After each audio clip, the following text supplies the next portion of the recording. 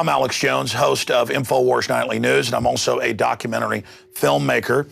And I've been doing a lot of research concerning preparedness because my listeners have been asking me my opinion on it because it's one of the hottest phenomenons in society right now. And that's for good reason.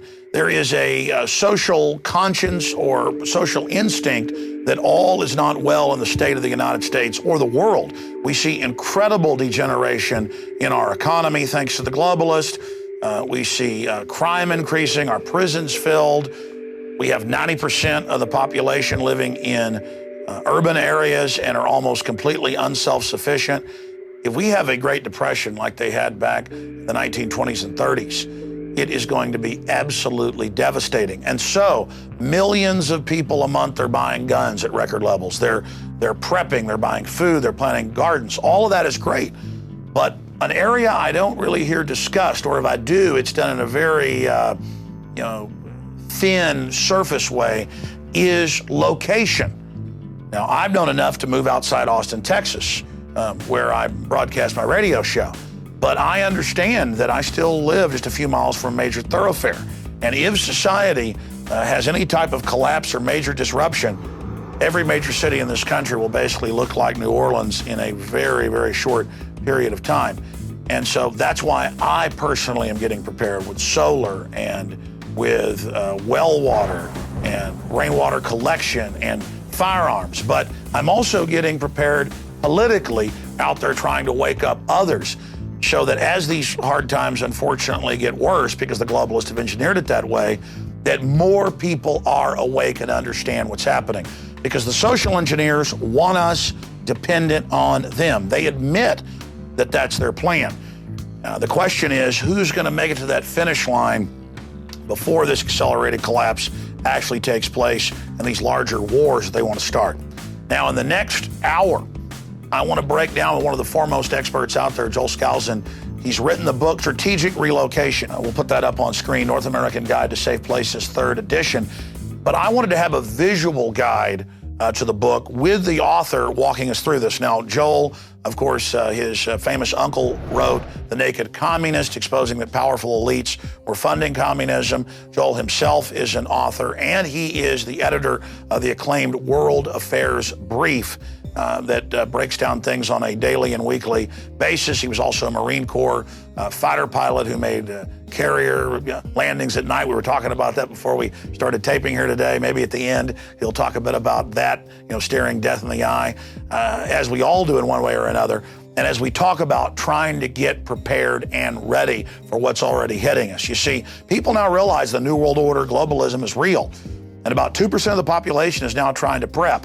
Most experts I talk to say that if 3 to 4 to 5% start to prep, that's going to drive up prices on everything and is going to put prepping and preparation out of reach of a lot of people. So it's important now to start moving in that direction. And hopefully we can reverse the tide of tyranny, and this won't be needed.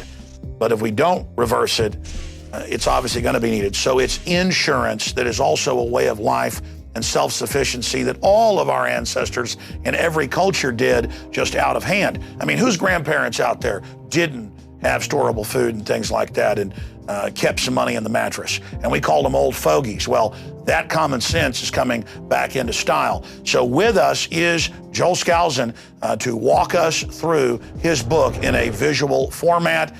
And this truly is the secrets of survival from one of the foremost experts. He also is one of the foremost experts in safe homes and consults all over the country and the world. Joel, great to have you here with us. Good to be with you, Alex. You've got the floor. Break down what you're going to go over here today. I got this background on strategic relocation. My original expertise was in high security architecture. I was one of the pioneers in the field, wrote the book, The Secure Home. It's been in print now for 30 years. And it's the Bible of that genre of building. But as I did so and designed and worked with people to help them build homes all over the country and even in some in Central America, I unknowingly became a judge of what was a safe location and what wasn't a safe location. And so about 2 years before Y2K hit, I wrote the book, Strategic Relocation, the 1st edition. It's been a long gestation since there. The book has been selling steadily since 1998.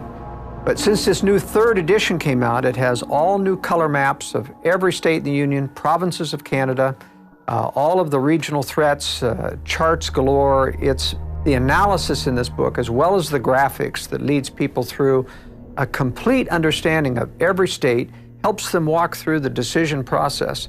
Because frankly, this is not easy.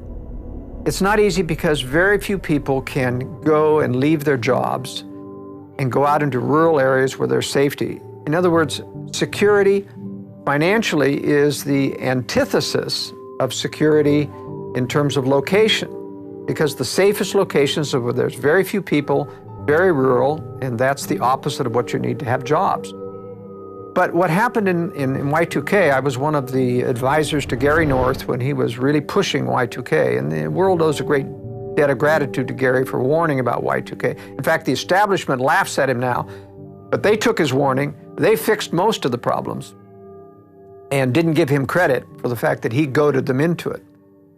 But there were a lot of people in Y2K that said the end of the world is coming, I'm bailing out of society, going out to rural. They bought a lot of survival equipment, generators, food storage, etc.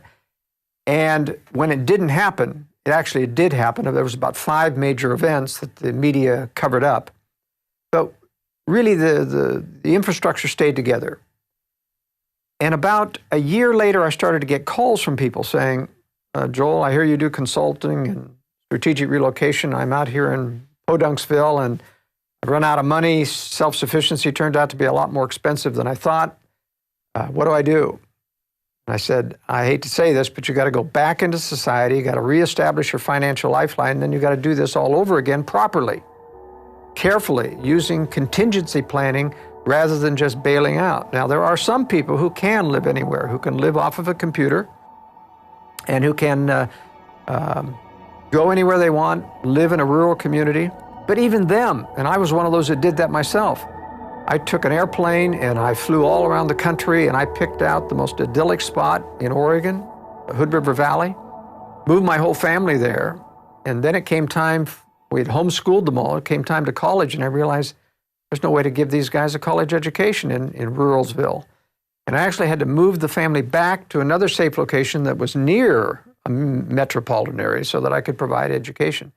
So you see, even for a survival expert like myself, it isn't a clear-cut, easy choice. You have compromises that every location has. But the first process I like to take people through, which I'd like to do in this interview, is how to engage in strategic thinking.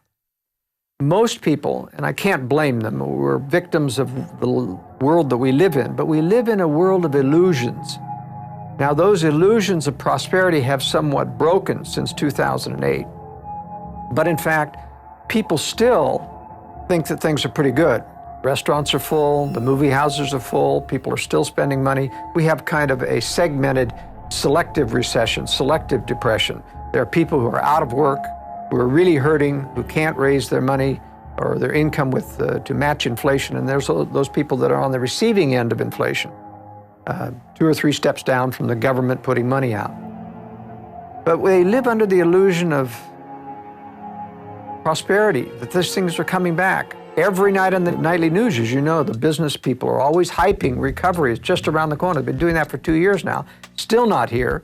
But in fact, there are signs of an inflationary recovery starting. And it's a combination of a couple of things. One, we have sat for 3 or 4 years not inflating, not going into deeper debt, at least in terms of the consumers, and that's been healing the economy slowly. It's been getting people used to what I call the real economy. That is not based upon consumer debt completely. It's based upon people's disposable income.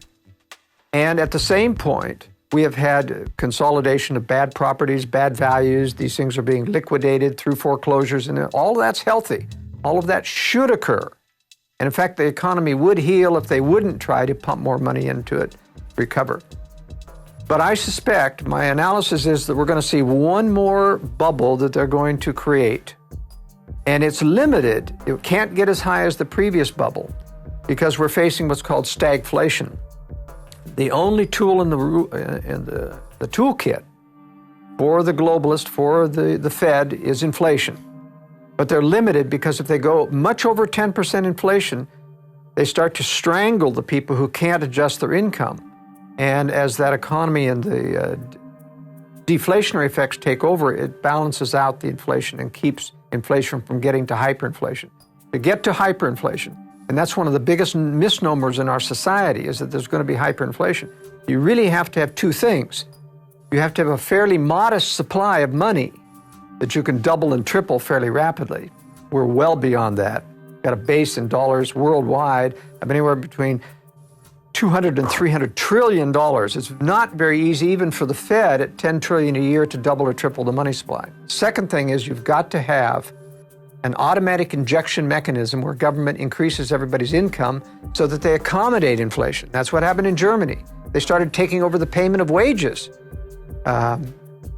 when France was... Instead, we've got a depression in the economy, and then they've done some inflating, but mainly just to pay off some of the big banking debts. Most of the inflation has gone into what I call the speculative economy. It is funneled through the investment banks that goes into their people, and that money isn't going into the real economy, maybe 20%, but most of it's churning in the stock market, churning in the Forex, foreign exchange market, and that's why it isn't getting here, and that's why the stock market keeps ballooning up. It's a separate economy that they built, what I call the speculative economy. So what I'm saying is that we hear a lot in the prepper community. There's this show called Doomsday Preppers. And of course, it's hyping ridiculousness and poking fun. But there are some legitimate people in here who have done a tremendous job at preparing. But I have to chuckle a little bit when I've seen some of the shows because of the reasons they give. Almost 90% of those on Doomsday Preppers think there's an absolute total economic collapse coming within 9 months. And even though fundamentals, Austrian economics would say that has to happen or it's true, they underestimate the powers that be who have these power to create and control money, banks, and the press. And new mini bubbles. That's right. They underestimate the power of the powers that be to keep this economy floating by adjusting the rate of inflation, balancing inflation versus depression. Sure, it's a slow, rotting slide. That's what the globalists admit they want. They don't want big events that could wake up too many people. Exactly. But that brings up my next question for you. Then I want to get into the presentation that's so important here. Why do you think then so many more people are getting ready? Well, part of it is that they don't understand the nature of the conspiracy. They don't understand that there is a great, powerful force, not only to take down liberty, which is what their agenda is, but to make sure that they don't get the blame for it. So they're going to they blame it on everyone else. They blame it on the free market. They blame it on business cycle. It's not the business, it's the monetary cycle created by the Fed.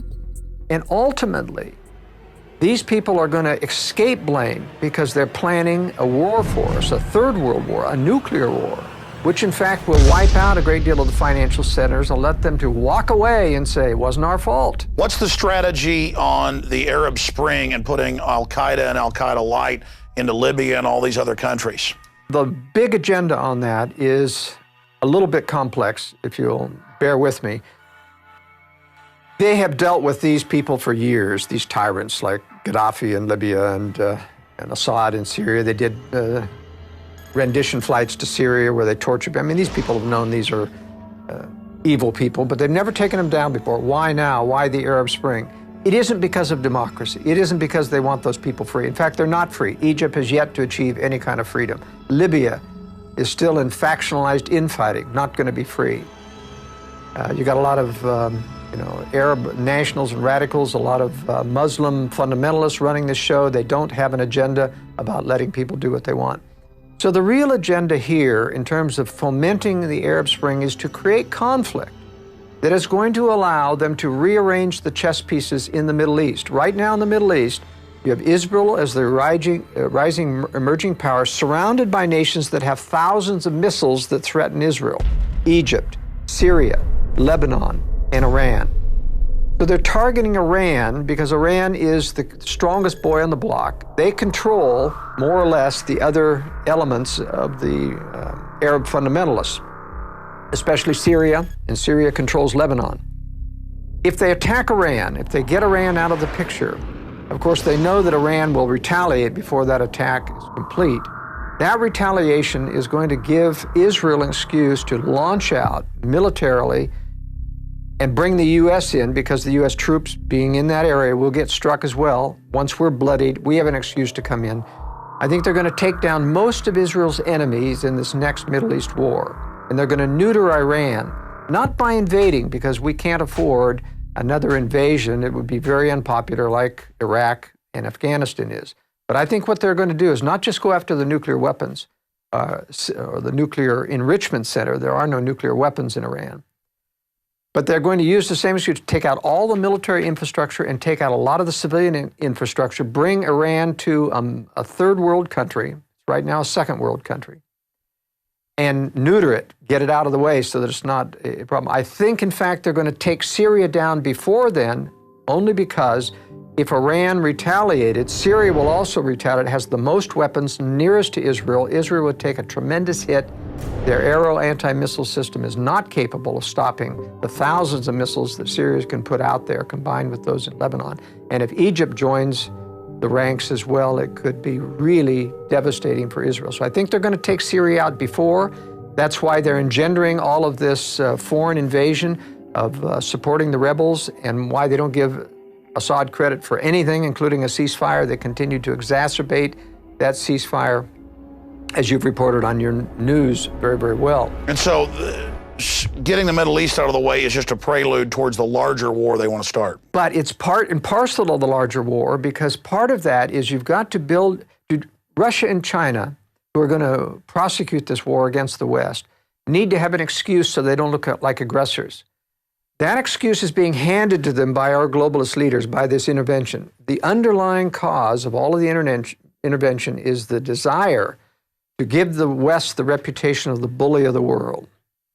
And that's what they did in the Slavic countries. That's why in Serbia, in the attack, they went after civilian infrastructure to create hatred against Americans. Americans were popular in Russia and in Serbia and other until they went after civilian infrastructure, bombed bridges and power plants and television stations, not just military targets. Israel did that same thing in the last invasion of Lebanon. They went after civilian infrastructure. No need to do that except to antagonize the population. And you say, why would anyone want to antagonize? People have to understand that there's systematic evil in the world. This isn't just one bad guy looking after his personal interests. This is systematic evil that thinks in strategic ways. We have to learn to think strategically. It's a three-level chess, and it's a stratagem, a deceptive stratagem. That's right. And the stratagem is we're going to antagonize the world. It hands Russia and China the excuse to say, we went to war with the West so that we could stop the bully of the world, and the world will applaud. Just as most of the world applauded when Bush, got out of them. That's why we learned it was really the CIA that leaked out the Abu Ghraib photos, who'd actually ordered it. That's exactly right. I mean, all of it is systematic, and then put America's name on the globalist agenda. Incredible. You're watching the film presentation of Strategic Relocation with Joel Skousen and myself, Alex Jones. We're going to go right back to it here in a moment at prisonplanet.tv. But I want to encourage all of the viewers out there to think about what's just happened in the last week and a half. And of course, we're talking about Hurricane Sandy and now the election. This society is incredibly complex, and when anything gets disrupted by an election or by a storm, society degenerates very, very quickly. And that's why it's important that even if you're going to live in a big city, to know the escape routes that aren't going to be used like the major thoroughfares that are going to turn into death traps, major highways and things like that. And to know about different regions of the country that are statistically safer if things ever get so bad that you decide to emergency relocate. It's about thinking about our surroundings and being aware. And this is a process that I've gotten deeper into as this New World Order engineered collapse accelerates. That's why it's important for everyone watching this video presentation to get the DVD at InfoWarsStore.com. When you do that, you're not only supporting our operation and what we're doing fighting the globalist, more importantly, you're getting a hard copy of the film with the expanded extras in a higher res quality so that you can also show it to your friends and family. There's also, of course, the internet kill switch they're designing more and more systems to delete videos off the web, so it's important to have a hard copy as well. But not just a hard copy of the film. The book Strategic Relocation, 3rd edition, that is brand spanking new, has hundreds of color maps and details those escape routes, goes over a list of countries and politically how safe they are or how dangerous they are, and the different attributes and problems associated with it. It gets into so many different angles that we also cover in the film that's coming up here. But again, it is so important for those of us that are aware of what's happening in this world to get even more prepared, and then to teach others how to be prepared. Because the globalists do not want you being prepared. They want you dependent so they can control you.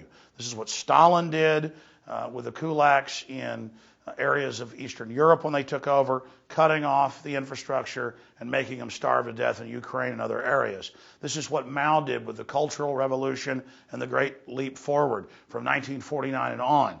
This is what Hitler did to occupied areas. This is about consolidation, because the name of the game is control. So we have the film Strategic Relocation. We have the book Strategic Relocation that everybody should keep in their car for just the road maps alone. And there is Joel Skousen's book, The Secure Home. We have all of these publications discounted with free citizen rule books with every order at InfoWarsStore.com. This is a win-win-win-win. You support our operations to get the news and the truth out when you buy books and videos and t-shirts and things from us at InfoWarsStore.com. You get hard copies of this key information to educate and inform yourself to a higher level, to then force multiply that to your friends, your family, your neighbors, your community. And I'll assure you, even if you're a Special Forces veteran, you will learn something from these books. Even if you are a woodsman or a huntsman, you will learn something from this information. Because Joel Skousen, I've researched the work he's done, and quite frankly, it's amazing that he's built houses in all 50 states, that he's consulted all over the world, that he's lived in many of the countries that he breaks down in this film and in these books. We're going to go back to the documentary right now, but again, please think about going over to InfoWarsStore.com or InfoWarsShop.com and securing copies of the books and the film so that you have hard copies in your library and support our operations. We take you back now to Strategic Relocation. Well, Joel, I interrupted you and segued off in the Middle East, but get back into the point that you were trying to make previously. Well, all of these strategic antagonisms around the world is meant to set the United States, set the West up, and that's why NATO's involved in this, so that Western Europe is as guilty in the eyes of the world as the West, as the antagonists, the bullies of the world. Ron Paul is absolutely right. They hate us not because of our freedoms. They hate us because we're in those countries, occupying those countries, and worse, our CIA is undermining leaders, changing leadership, getting dirt on leaders so that they can manipulate world leaders to follow the globalist agenda. And all of this is going to eventually end up very bad for the United States. We're going to have a nuclear preemptive strike against this country. The leaders want it. They're preparing for it. They're covering for it. They aren't telling the American people that Russia is building a tremendous nuclear arsenal, even as we continue to disarm, even as they do not disarm, even while we disarm, and we don't tell the American people that we know that they're not disarming. I mean, this is a tremendous charade, an evil charade.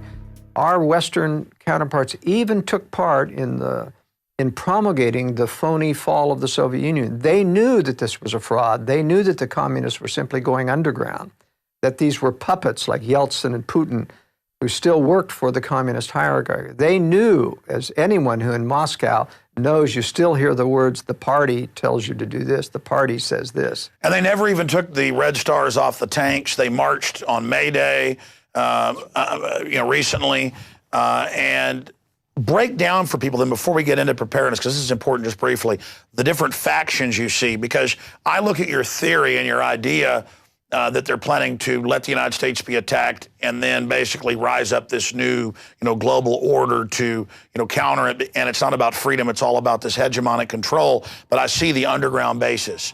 I see the giving away of the Panama Canal. I see the destroying of infrastructure while building an underground infrastructure, and not just physically underground, but a shadow government system. There's instant evidence everywhere that the elite is building up towards the type of thing you're talking about. There is evidence. For example, when I was designing and helping to build and oversee high security homes around the nation, I would find contractors who would say that he's former CIA, he's former Treasury, and they're all building bunkers under the house. So they know that something big is coming. They're not building those bunkers, and the U.S. isn't building huge underground bases and bunkers because of some terrorist threat.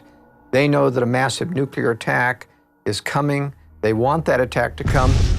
But there are secret weapon systems. In fact, it's kept Russia and China for years from attacking the United States. They're afraid of what they don't know about. That's why their espionage is at full fever pitch in the United States, because they're trying to find out what they're really going to face if they attack the United States. And the United States is bending over backwards to appear weak, to give concessions.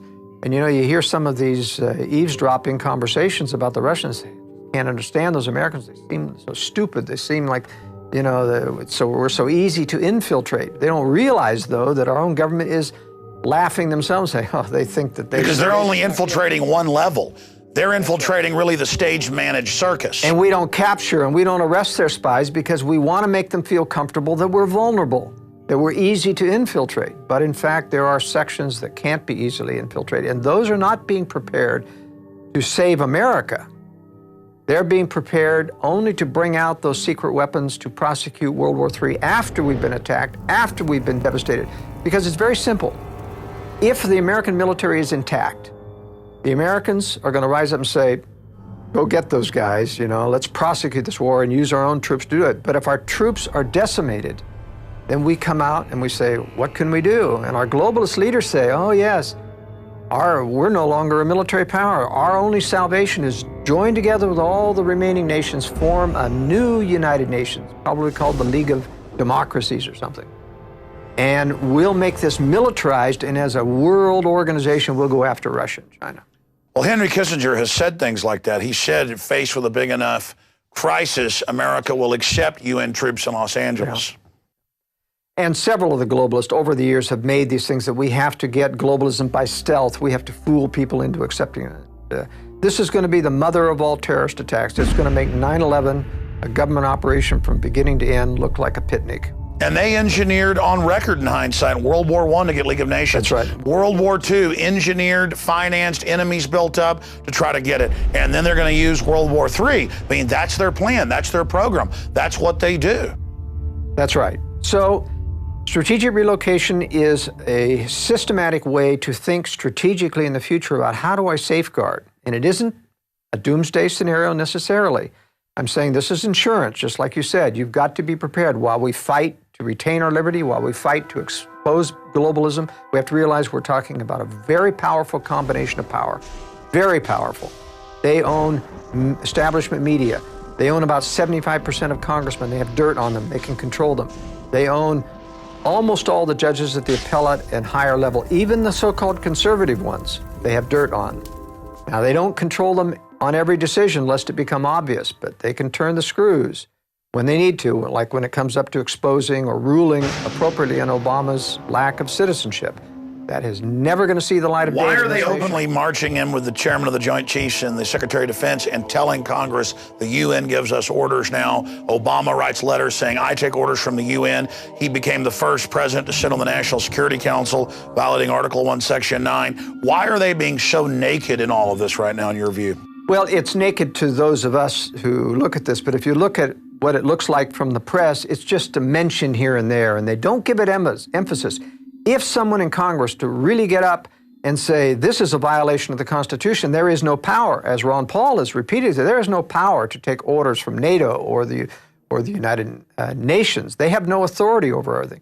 And if the press gave that, you can mention something once and it means nothing to the American people. It has to become a drumbeat, and they don't make it a drumbeat. They may mention it once, but people don't get upset unless the media focuses on it. So what to you and I may be obvious is not obvious to the American people. Nevertheless, it is slowly accustoming all of your pundits, all of your people who are not dyed in the world co-conspirators, but yes men going along trying to improve their careers by saying yes to the establishment, those people get these subliminal messages. No, exactly. What happens is while they simultaneously make fun of us that are awake and actually read what the globalists say, they've gone in just the last 10 years from going, you're a kook, no world government or globalism exists, to you're a kook because you don't like the New World Order and globalism.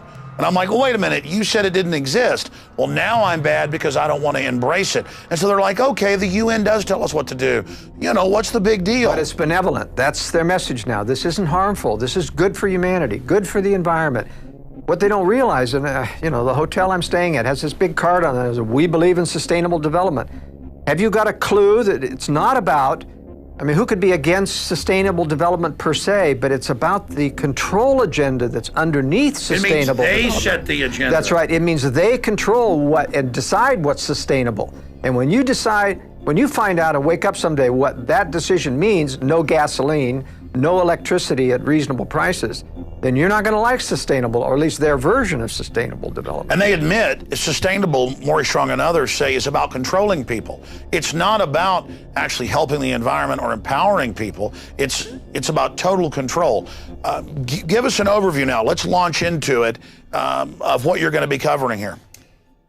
Well, as I began to say, the most important thing is for people to start to think strategically, meaning stop looking at the news alone. You've got to get alternative sources of information. You've got to understand that there's a different underlying agenda. We are not in Iraq because of democracy. We're not in Afghanistan. It's never going to have democracy. It's there for antagonism, for capture of resources, for changing the balance of power in the Middle East, a lot of things that are not good for America. What this means is eventually, when these illusions are stripped away, when this war finally rebels against the United States, in one day, America will go from day to night. And if you haven't prepared in advance, there's not enough time to prepare in 24 hours, even if you saw it that early. Now, it's important not only to not be on the last train out of town, most people won't even be ready and won't be able to get out of town when any of these nuclear weapons fall, because there'll be absolute panic. There's going to be instant social unrest because nobody is prepared. FEMA can't even hope to handle a national crisis of this emergency any more than they could handle Katrina. Don't even think about getting on the freeways. They'll be instantly clogged. You have to have either got out of town sooner or be prepared to hunker. But that would happen 2 or 3 months into a serious collapse depression.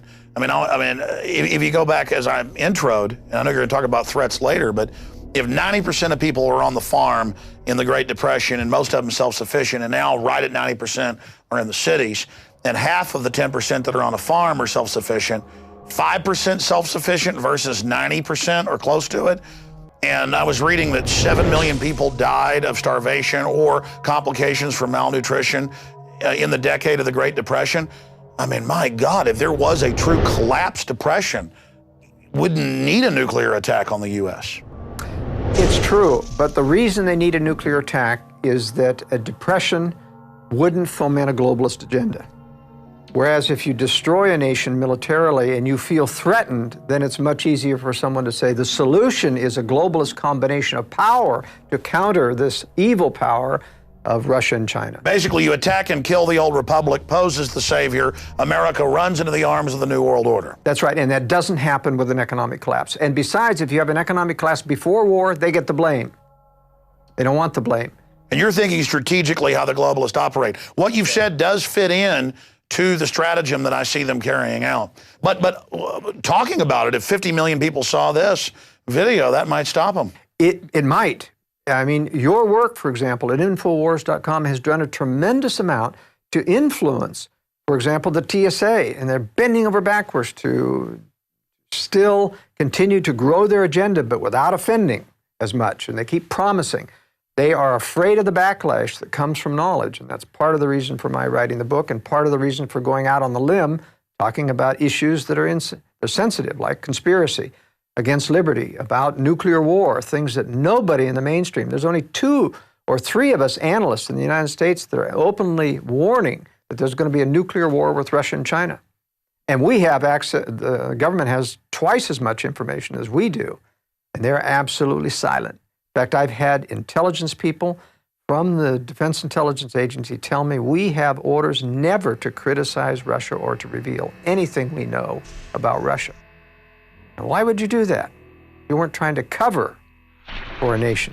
If they're supposedly down and out and our friends and our allies, why would you need to cover? Meanwhile, Putin's constantly bragging about the new hypersonic Tupolev that can dodge everything and rolling out new jets. And the Chinese president said prepare for war with the U.S.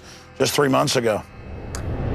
Yes, the Chinese are a real problem, and they're going to be a problem for Russia someday. It is my theory that, in fact, during this war, even though China will start as an ally with Russia so that it has an excuse to capture the entire Pacific Basin from Japan all the way down to Australia, and that's why Australia and New Zealand are not good retreat places, because they will be occupied by China in the next war. Nevertheless, they'll not necessarily treat everyone harshly because they know that they're going to switch sides during the war, attack Russia's rear, play like they're allies of the West in order to get more aid and trade, and then after the war's over, they'll become the new Cold War enemy.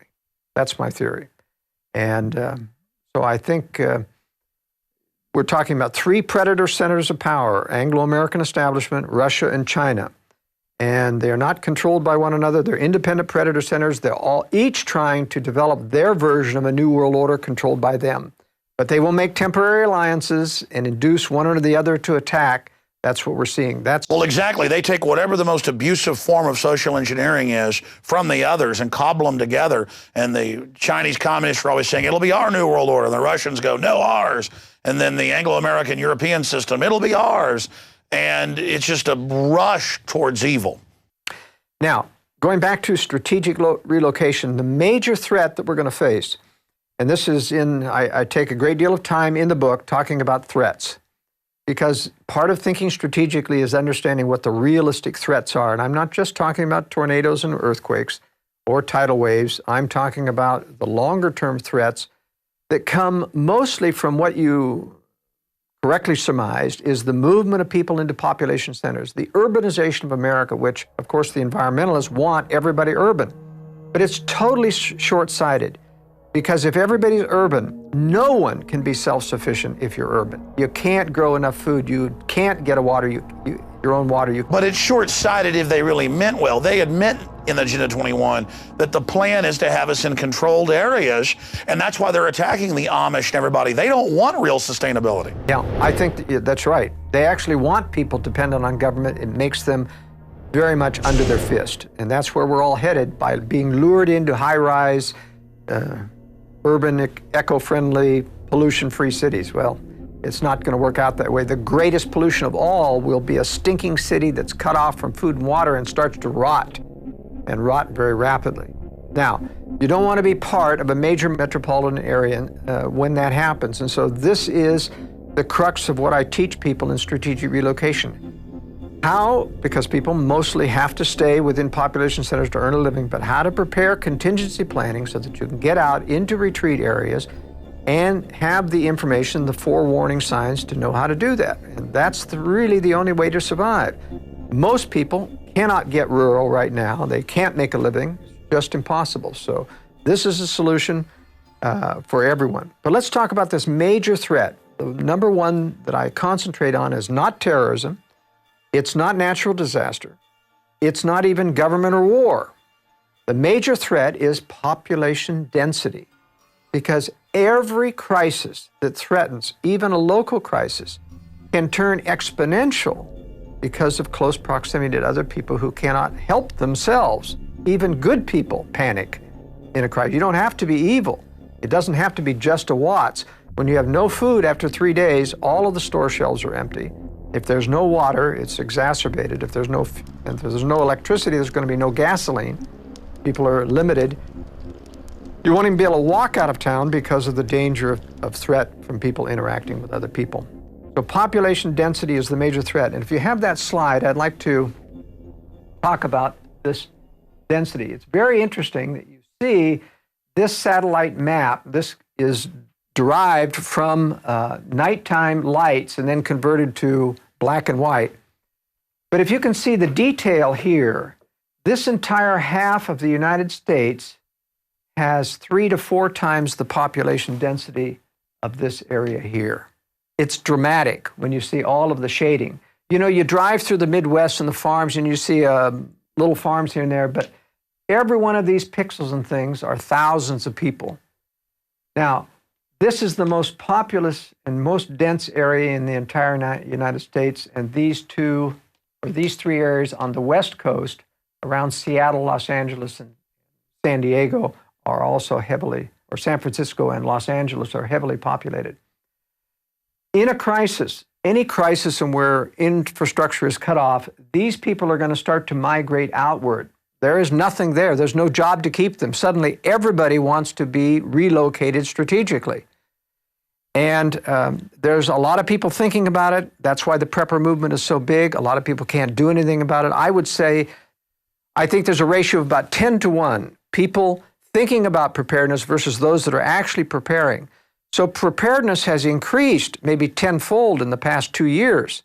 That means there's 200-fold people who are thinking about it, but aren't going to be prepared. But nevertheless, when these things start to fall out, they're going to be fleeing as fast as they can with everyone else. And so it's important to track how those people are going to leave those major cities when you make decisions about leaving, especially if you decide that you're going to move out into the periphery of these areas. You've got to be very careful to make sure that those outflows of refugees well, that's aren't grapes coming down of your road. wrath. I mean, during the Great Depression, my grandparents, people talked about just people walking down the roads and begging, can I chop some wood for some food? They're like, we already have people chop wood, but here's a little food. But by the end of the Depression, they'd almost hunted out all the squirrels, all the deer. And my family were landowners and upper middle class, and they almost lost everything in the Great Depression. And that was just a depression that the elite engineered to consolidate power. I mean, my gosh, under Agenda 21 and all this, once the public figures out they need to get out of Dodge, it's too late. We also have the example of World War II. World War II in Germany, we have the example of the Russians coming in, and every German city was being emptied out to get away from the Russians. They did not want to be occupied. Literally, entire cities were emptying out, taking to the roads. And so we know how far they go afar afield of the roads trying to get food and water and hitting the farmhouses. And basically, it was within about 5 to 7 miles apart from every road where those farms would all be looted. And so you have to take those kinds of things into consideration when you're considering, yes, going rural, what may look rural. That's what I call strategic thinking. Can't just think about how nice and idyllic it is in rural Austin, out in the suburbs. You've got to look, how far am I away from a major county road that goes out there and that's going to be streaming with refugees. There's going to be famine. They're going to be out of water, out of gas. They're going to start spanning out within walking distance. And that, for most people that are tired and hungry and modern-day people, is about 5 miles. You've got to be beyond that so that people don't get to... So bottom line, I could have a place out in the edge of Austin that's, a decent house, but I've thought about somewhere really far out in the middle of nowhere in, the ugliest place possible, but where it has water and solar and buried food and guns, a shack. That's right. I believe in the concept of multiple eggs in various baskets rather than everything into one concentrated whole that could be compromised. So I think it is important, depending on your resources, to think that way. Now, even when you don't have the resources to develop your own retreat, people can, for example, double up with relatives, friends, and other people that they know that may live in rural areas, contribute a little bit of money so they can buy food and water supplies, put in equipment like solar and generators. These are things that you can do. That's what I've done. We've got a ranch, family property that goes back to Mexican land grants in 1830, but I've helped build a metal building, helped put in systems, helped pay for wells. And I probably wouldn't even go there during the collapse, but I really know this is a serious threat. And it's not like some insurance I buy and then if I die in a car, my wife gets it. This is insurance that I may end up having to use. In fact, there's a good chance. So I would be insane not to be gearing up. One of the things that people don't realize about preparedness is that supplies are relatively available. A lot of technology, a lot of new stuff coming on the market. But I've been in this business for 40 years, and I'll tell you, it's a real roller coaster for suppliers of preparedness equipment. It's either feast or famine. Right now, it's feast, and supplies are tight because there's so much demand for them. But it's amazing how quickly people forget when prosperity appears to come back. If there's another inflationary upsurge and where people think good times are here and the housing is recovering, watch out, you'll start seeing they forget. People have incredibly short-term vision, Alex. They can't see or maintain a threat very long. If it doesn't happen in a year, they'll forget about it. That's the danger of all of the bogus prophecies about the collapse coming in 2012 with the Mayan calendar things. I can guarantee people it's not going to collapse in 2012. Well, that's right, but we'll end up getting blamed for 2012. I already have media calling me, national publications saying, so you think things are going to collapse? And I go, I've been on record saying that Mayan prophecy, as I've actually gone down there and researched it, even if people believe that religion, they say it just means the start of a new age or whatever. It's totally manufactured since the 60s and 70s by globalist gurus for people that are non-religious, basically, but superstitious, to believe it's the end of the world, so why should they get involved? It's just a way to stand down, kind of like the rapture stuff's been used and sold by the globalists, whether you believe in it or not, to make Christians stand down and not be involved, or Planet X, or a comet. It's always something's going to destroy us, so we never get ready for the real threat, the nuclear weapons, the fractional reserve banking, the 1,000 trillion plus derivatives. All of that is what could really destroy us. Biological weapons, super weapons, all of those things when added together, that's the real threat. And I see the elite digging in, not for the end of the world, but for major civilization collapse and stockpiling to reemerge in the Rand Corporation plan to basically then dominate. Have an attack on themselves by opening it up to a foreign enemy. That way it can be blamed on them, then mobilize the people under a new global fascist system. That's right. One of the things that people have to understand that you've got to be prepared in advance before these things happen. You have to see a long-term vision of these types of threats. You have to have good information. You've got to subscribe to your news broadcast. I put out a newsletter, the World Affairs Brief, which every week I analyze this. It's going to serve as a very good early warning because I'm watching this every day about how the Russians and Chinese are prepared. And, as Gary North used to say at Y2K, don't be on the last train out. Just too late. That train can get stopped. We know from Katrina, for example, a couple of lessons. Don't get on the freeways once because they'll be trapped. You get on a freeway, it's like in an elevated moat. It's got barriers on either side. If your car goes out, if you're stuck in traffic, there's no way to go except abandon your vehicle and get off on foot. But one other thing you learn in Katrina is you don't go into the arms of the federal government. Don't go into a FEMA camp because a FEMA refugee center becomes a concentration camp. You can't get out. They didn't let people out of the Superdome, even when it became horrible conditions, and people said, I'm better off on the outside. Could not get out. They wouldn't let them walk out on the highways. That's right. And they use that as a laboratory test. We saw the police start stealing, just total bedlam. I mean, looking at Katrina, it just proves the government can't and won't protect you. That's right. That's right.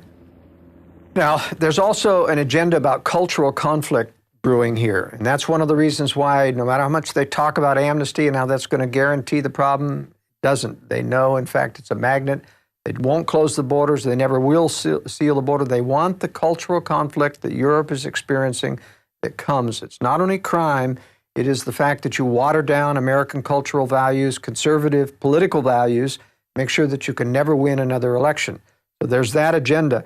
And I have in Strategic Relocation several maps that talk about minority concentrations. And I don't do this because I view minorities necessarily as inferior, but because with certain cultural inflows, you have generalities you can make about the levels of crime that come from those cultural inflows and what it impacts American society. We know that there are radical people funded by globalist elements like La Raza and other organizations that want to foment social unrest and racial tension within the... So that's just a basic divide and conquer strategy. Just like you said, you don't want to run to some other country just because you can't really communicate. And again, it's part of that divide and conquer. That's right. But it is important to realize that certain areas of the country are predominated with minorities that will become culturally conflicting with your values at some point. So that's one of the dangers.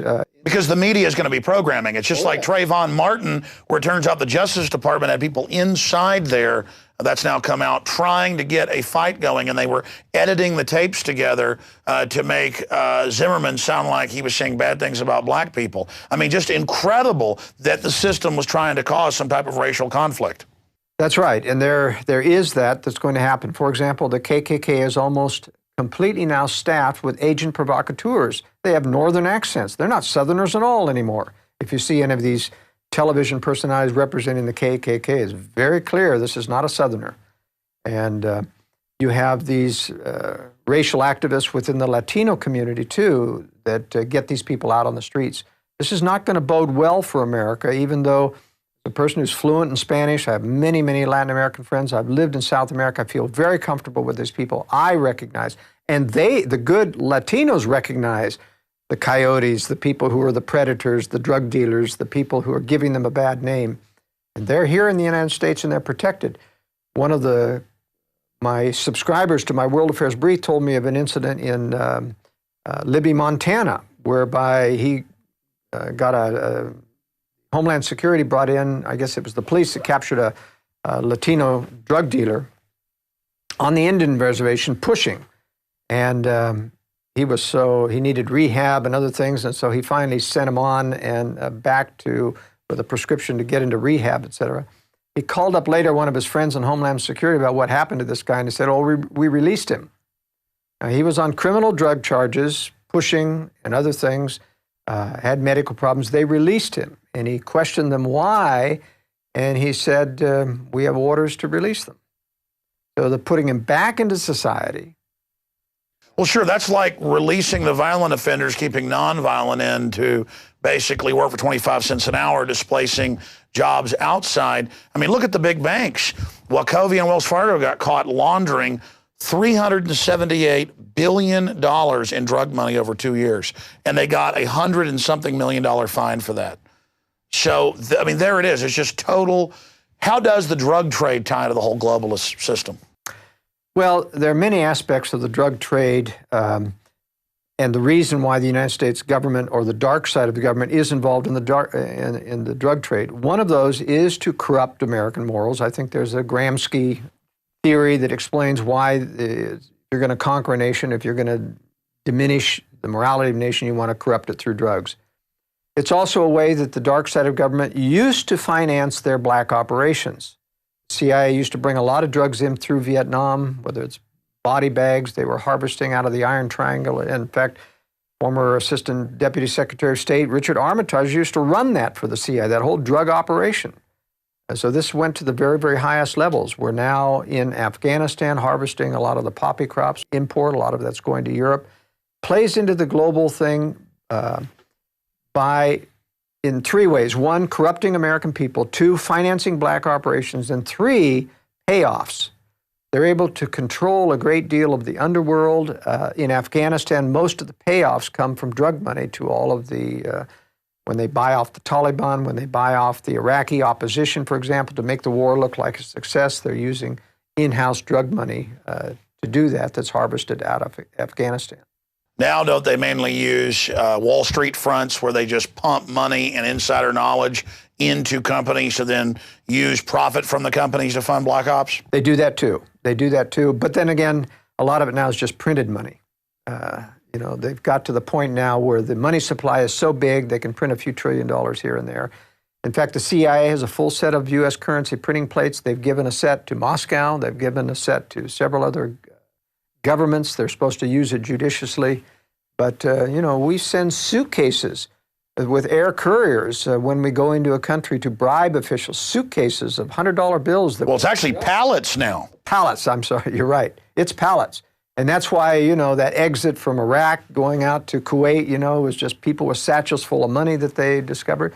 Those are the payoff money, and they're getting it out of the country in order to, make themselves oligarchs of their own variety out there in the West. Just like the oligarchs in Russia. The former communist leaders got the central bank to give them the loans to buy up the oil companies, to buy up the electric companies. The oligarchs became wealthy, moved offshore, and they still are the communists, and they're still running Putin and others. Putin met with Boris Berezovsky 5 times in his Spanish villa the year he ascended to the presidency, and then pretends that he's the enemy of Boris Berezovsky and that Berezovsky's trying to overthrow Putin. I mean, this is just political theater. And then it turns out that the Rothschilds sued the Daily Mail, saying we're not puppet masters secretly running those oligarchs who then run the sub-puppets. So it's puppet masters on top of puppet masters on top of puppet masters. And they lost the suit. And the judge said, wow, you really do run these people. I mean, that just happened a few months ago, where it turns out that the oligarchs are still in control of Russia and the Rothschilds are sitting above them. But, as I will assert, the Rothschilds don't control them. They feed money to them, they try to assist them, they try to cover for them, but they are co-predators maneuvering like this and playing like they're helping. But sure, they're always flipping allegiances. But believe me, the oligarchs are intending to strike the West. And a lot of people who think, because they believe that if the Anglo-American establishment controls the Russians, that they'll never strike. But I'll guarantee you they will strike, because they're only assisting in controlling it in an arm's length relationship. Well, that's like China, where our criminal government will pay billions of dollars to move General Motors, Cadillac, and Volt to China. But then the Chinese president says, prepare for war with the United States. That's right, because they don't actually control the Chinese. They're trying to maneuver inside. Why did China agree to the one-child policy in exchange for aid? I mean, I guess culturally, the Chinese believe they've got too many people, other leaders have said. Well, every globalist predator center believes in controlling population. Only Russia needs population. Everyone else is trying to destroy population, China including.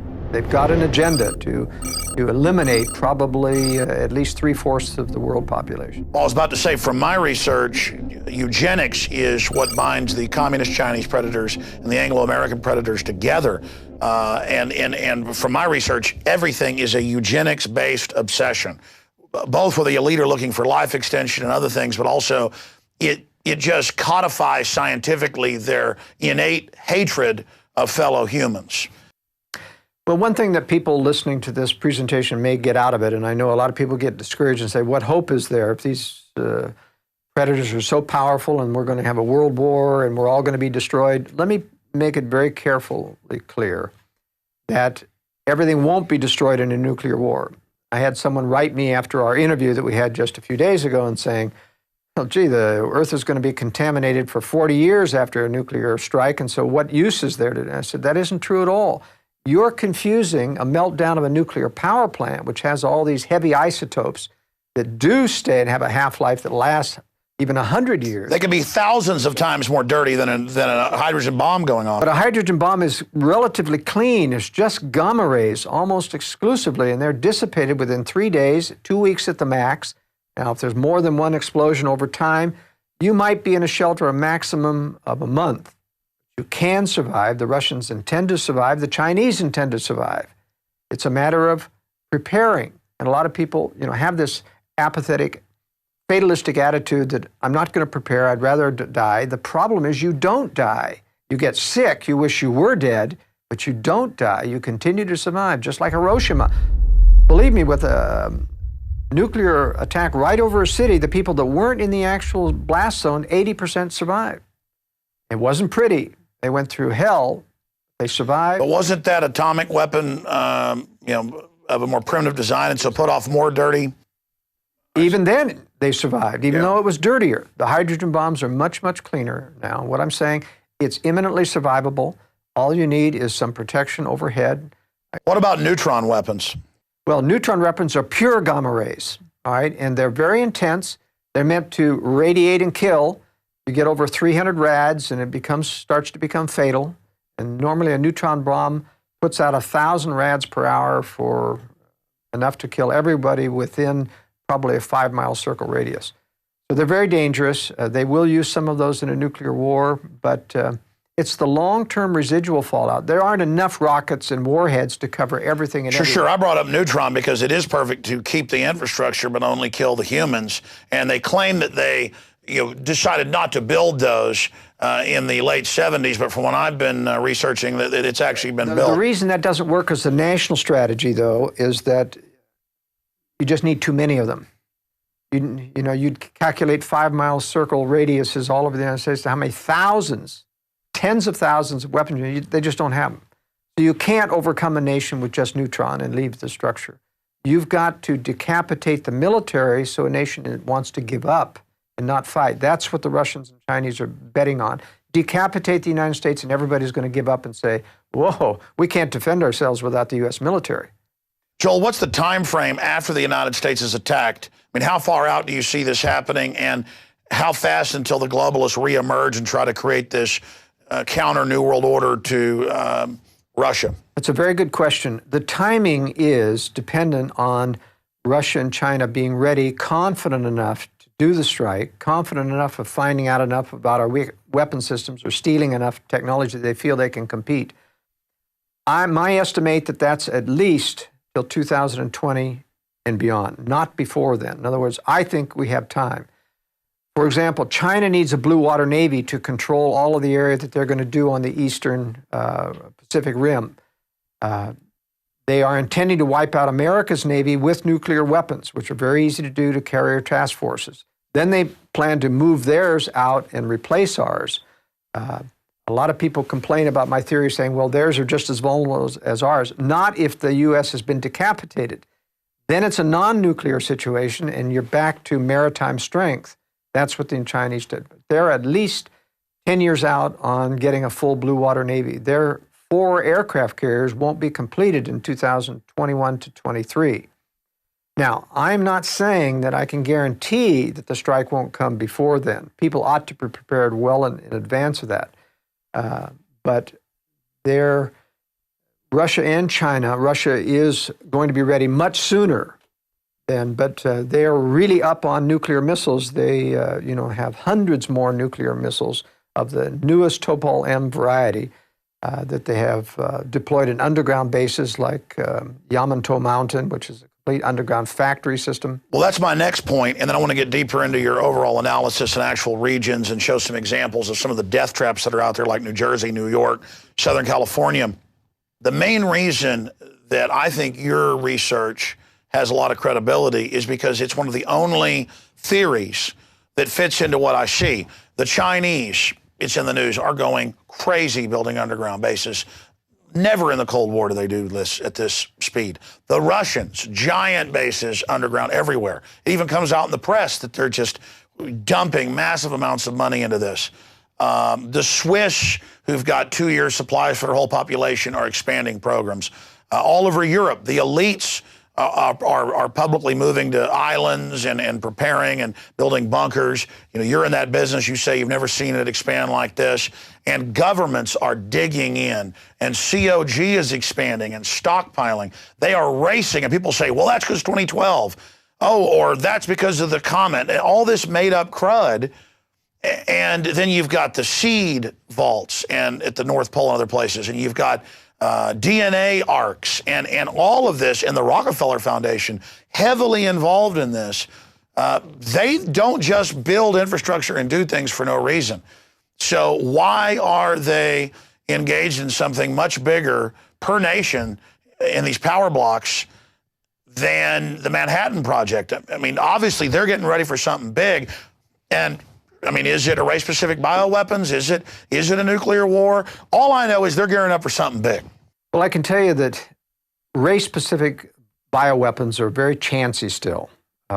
Anytime you use biological weapons, they're really afraid this is not going to be able to control or be as discriminating. I mean, they're very nervous about this. They can mutate. Well. They can mutate. It could be devastating. They prefer nuclear because this is very controllable.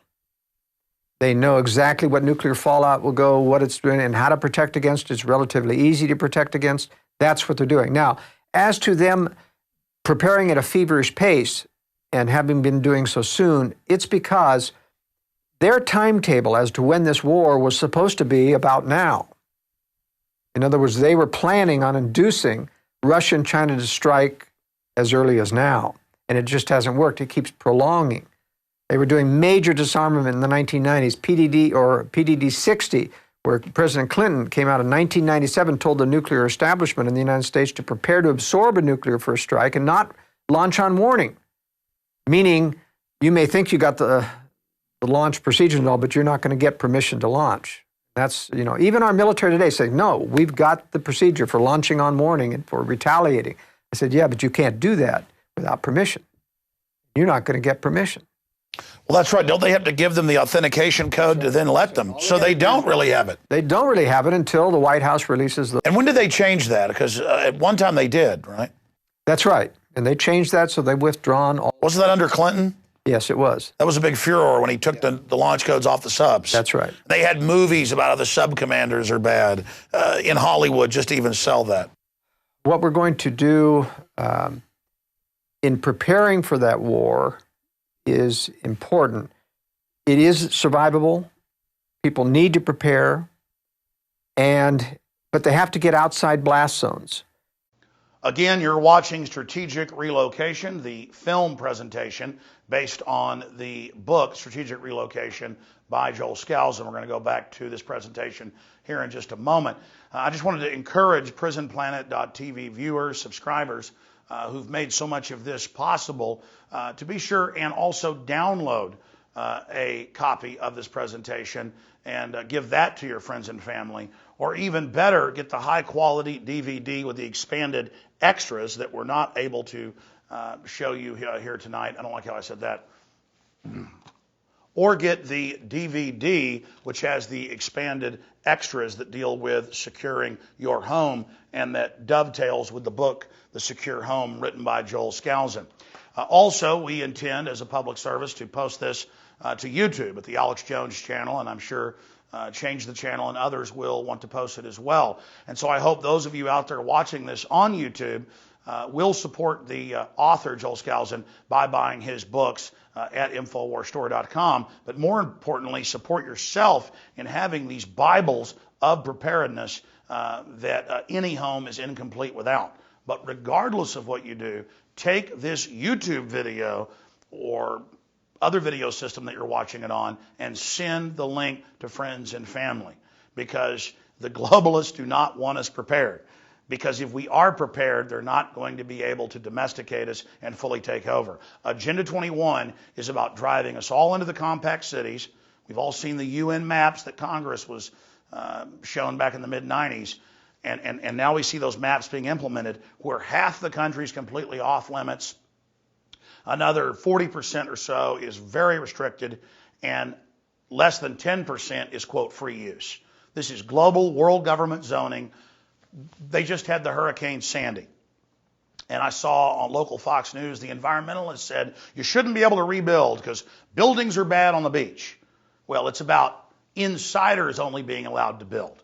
So that's what this is all about, ladies and gentlemen. They want you under their control.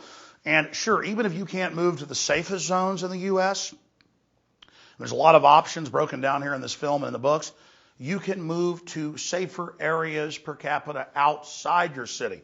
I commute in about 20 miles every morning. I live about 18 miles outside Austin, and then a couple miles into Austin is my office in South Austin.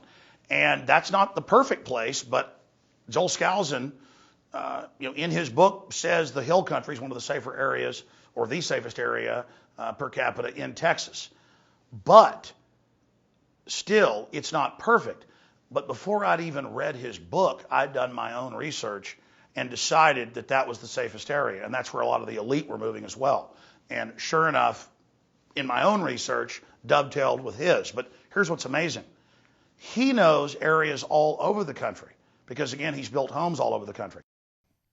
Joel, you also in your book get into ethnicity maps. And let's face it, the globalists look at those and use the media to play groups off against each other. Take Trayvon Martin just recently. They edited audio together, the 911 call, NBC did, to make it sound like he was racist against black people. They sent Justice Department people in to the new Black Panther Party, it turned out, to call for race war. So during an emergency or in a collapse, they're definitely going to try to play people off against each other. And you break down maps of this in your book. Tell us about it. I do cover the cultural conflict issue as well as racial and ethnicity. And I show maps that show where high-density minority populations are. And I do this not because I'm racist, because I have many friends in both camps, but because those camps themselves realize that they're being manipulated by the media, by globalists. It's a very popular thing to play on race. It's not so much that they will use it, in my opinion, during a crisis as much as they will use it to foment crises.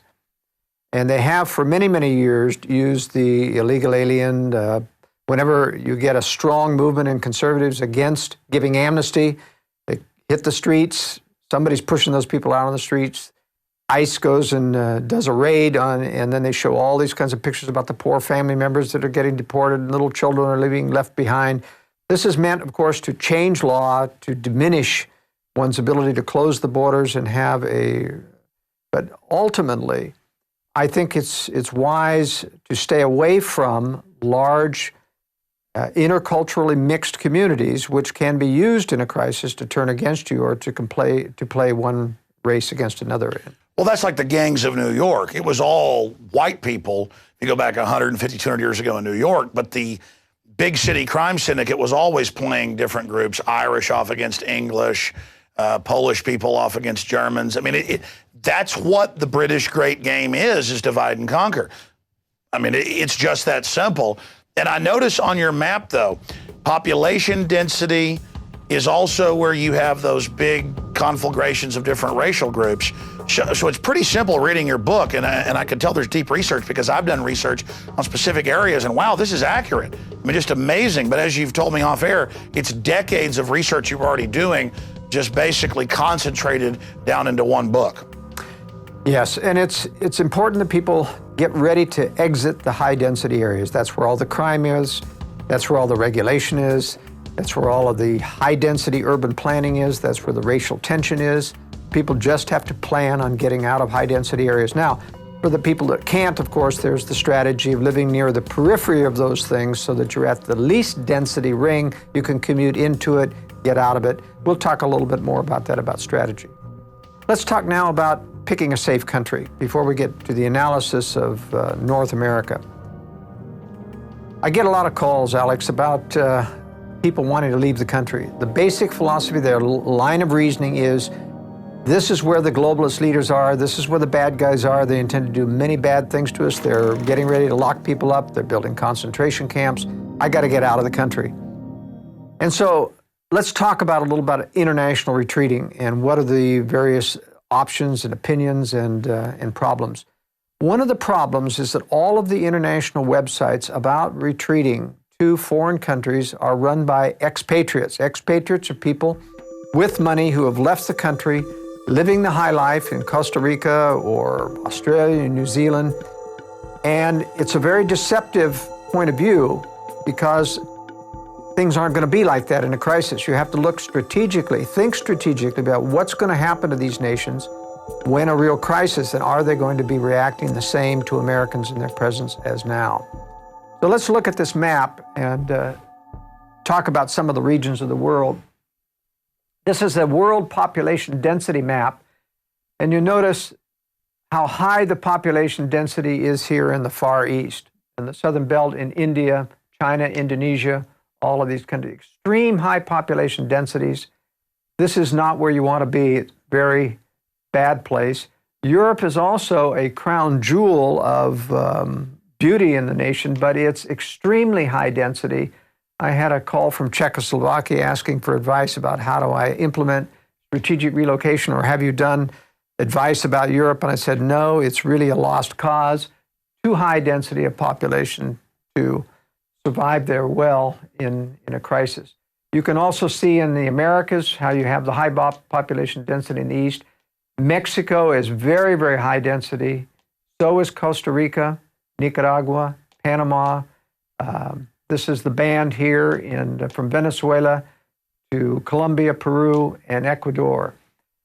The bright spot in these nations is Chile and Uruguay. Now, Uruguay looks like it has a higher population density, but in fact, most of that is averaged out. It's only along the coast.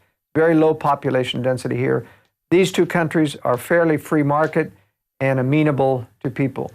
These nations, Costa Rica especially, has a great deal of affinity towards American expatriates there, but prices are rising because there are so many Americans there.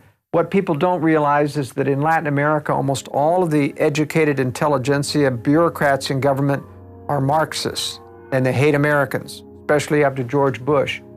So it's very difficult to count on these areas accepting Americans, not taking advantage of Americans. Argentina, Mexico, and a couple of other countries, Brazil and others, have confiscated American bank accounts historically in the past. Now let's take a look at the map of economic freedom in the world. It's very telling about power economically and governmental vis-a-vis liberty. This is a very, very telling map because even though population density showed that these are not heavily populated and they're not very livable like in the jungles of Brazil, look at the economic freedom. These are terrible countries. Actually, China is only temporarily allowing some economic freedom, but it should be darker than this. I didn't create all of this or make the ratings.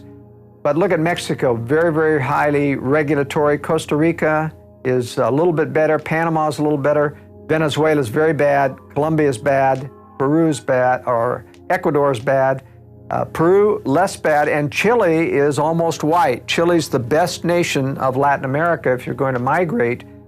Uruguay is next, small country, not as corrupt as Argentina. In fact, they play off the fact that Argentina is very restrictive about many things, including controlling wealth, and so they get the overflow of people leaving Argentina. Most of the high-density population international crowd lives on the coast. Prices are very expensive. They're in dollars. But here in the interior of the country, I've lived there for a couple of years. That's a real gem. Cheap property, wonderful people, a totally different country than the high-priced coast. There's nothing in Africa that I recommend. This is an anomaly in terms of economic freedom. It's actually just anarchy, and I don't consider that a very good bet for economic freedom. Europe, as you can see, has some economic freedom. This matches my highest recommendation in Europe is Spain in terms of a livable country. A lot of expat communities, Brits especially, that have located down on the Mediterranean side of Spain. But Spain has a good, friendly people, wide-ranging agriculture, and if you'll notice, like in the movie The Great Escape, when everyone wanted to leave Europe in a problem, they went through Spain. So Spain's my top pick in Europe. Australia has a fair amount of economic freedom, but once again, the problem with Australia and New Zealand, twofold: very difficult to get in and get residency, make you pay a lot of money. The Australians have sold out to the Chinese interests. Almost all of their national resources have been bought or have contracted to China. I was reading, National Geographic was bragging that 98% or something of all their mines and rare earth minerals are Chinese run, as if that was a good thing to have Australia now a satellite economically of the Chicoms. But I can guarantee you that China will occupy Australia during the next war to make sure that they secure those things. And so if you want to live under Chinese occupation, it may be very similar to Japanese occupation. The Orientals are pretty ruthless, have very little regard for human life as a philosophy. Historically speaking, they have been the worst abusers of human rights in general against whole populations during wartime. So it doesn't speak well of retreating to these two countries. I think they'll also take New Zealand just because it's too close to Australia. Canada is my second best bet after the United States. The reason I'm still bullish on the United States as a retreat international location is because it's got the highest per capita density of liberty-oriented, freedom-educated people in the entire world. The problem in living in Latin America is that they're friendly to Americans now generally, but if ever the government clamps down on the globalists who control this country and Canada, put out the word to control American expats or send them home, you're going to find that those countries will comply. They are yes men to the globalist establishment. Canada, only advantage toward the United States is millions of square miles of wide open spaces to the north, though the climate is more hostile. The only acceptable strategy I find is living in border areas where you can go back and forth depending on what you need. That's fairly easy to do between Canada and the United States. I exclude the eastern portion of Canada because all of the cities, about 90% of Canadians live within 50 miles of the American border, and thus they become extensions of the American cities. How does Alaska tie in, or Hawaii? Obviously, Hawaii is not a place to be. Hawaii, I give a 0 rating, the lowest rating possible because it is an island, because it's far away from the mainland, and I believe it's possible if there is occupation in the United States during war, it's going to be Hawaii that gets occupied. It's a strategic outpost for military adventurism, and the Chinese would be foolish not to take it. So it's a possibility that China could occupy Hawaii. But in any case, even if it gets cut off, I've lived in Hawaii. I know that it depends on shipping every week to bring in food, gasoline. You're going to be out of those things. Even though Kauai is my choice of an island if you have to live in Hawaii because it can be self-sufficient. Oahu is not self-sufficient agriculturally. The Big Island is self-sufficient. And so Kauai or Hawaii are the best places to be. But I'm afraid, as in any island, that it could be surrounded and occupied and you just simply can't get off the island if you need to. Now, Alaska is a very interesting case. I downgrade Alaska even though you could be self-sufficient there in the southern panhandle up through Anchorage, but it's still a very hostile environment. It's like an island. Everything has to be shipped into Alaska, and it's very, very difficult to leave if it should become untenable to live there. This is not easy to get down through the Alcan Highway. So it doesn't have lines of retreat. It doesn't have lines of retreat. So the only place I recommend, or the only way I recommend for Alaskans, is those that are very, very skilled survivalists who can live in the boondocks throughout the winter, apart from society. If you're capable of doing that, then Let me throw some wild cards at you. What about Iceland? What about Greenland? What about islands that are out in the middle of nowhere, just as bad as Hawaii? Actually, Greenland is worse. There's only a few pockets of civilization on Greenland that survive even in the best of times. And they once again depend on absolute shipping for everything. They don't grow anything there. Iceland depends on everything being shipped in as well. Iceland has recovered from its globalist banking nightmare simply by stiffing the globalists. But if you look 10 years from now, you'll find that they'll be penalized and cut off. They, by reneging on their debt, have got a fairly self-sufficient economy right now. But because it is a socialist economy, they'll be back in the negative piggy bank state probably within a decade. So I don't recommend Iceland as well. It's just, everything is extremely socialistic in Europe, and they're starting to have a backlash right now against the globalists like Sarkozy in France. He's going to lose this next election. So to be clear, from my analysis, the only people that would want to flee the United States is if you're a big fish politically like myself, yourself, Ron Paul or somebody. If it's going to full Soviet-style globalist roundup, taking us to a camp, if we could foresee that happening, we would try to get out of the country or maybe go to a rural retreat, but they might come after us there. But for everybody else, if you really look at it, the United States has the most people that are awake. It's where the fortunes of the planet will rise or fall. And my instinct, my gut, my discernment is stay in the United States and fight it out here. And by fight it out, I mean occupy the land, be here, educate people, and dig in and hope for the best, but also prepare for the worst. I really agree with that analysis, Alex. If you're going to live, high-profile people, I speak multiple languages. I've done that on purpose so that I can go to other countries. One of the reasons why I prefer Uruguay is because there's a lot of Europeans there. I can blend in there. I can't blend in Peru or Colombia. Just don't blend in very well when you're pure Caucasian. But it's very important to get native language speed if you're going to try to blend into those countries, because someday, there will be a roundup of Americans. There will be confiscation of properties. There's a lot of Americans here in little enclaves in Mexico. Jesse Ventura. Yeah, and I think that's a dead place for Americans. I'll tell you, the crime is very, very bad. The corruption, you can't depend on any kind of safety there. Staying in the American enclaves, they'll eventually be raided. And so you think the Baja is a death trap? Yeah, I think it's a death trap. So don't judge these countries because you have American enclaves that are living the high life right now. I can guarantee you that will not survive. Well, they're going to be ripe for the picking. Yeah, ripe for the picking. And when Mexicans are out of things, and if the druggies don't get you, the criminal elements within. Well, in Mexico, they're already killing all the middle-class people and are kidnapping them right now. And that will get only worse. Kidnapping was the bane of Central America, El Salvador, Guatemala. Went through a lot of kidnapping. I was down there in the 80s when that was occurring, stayed at a house with bloodstains still on the wall from the owner being kidnapped, paid the ransom, he was killed anyway.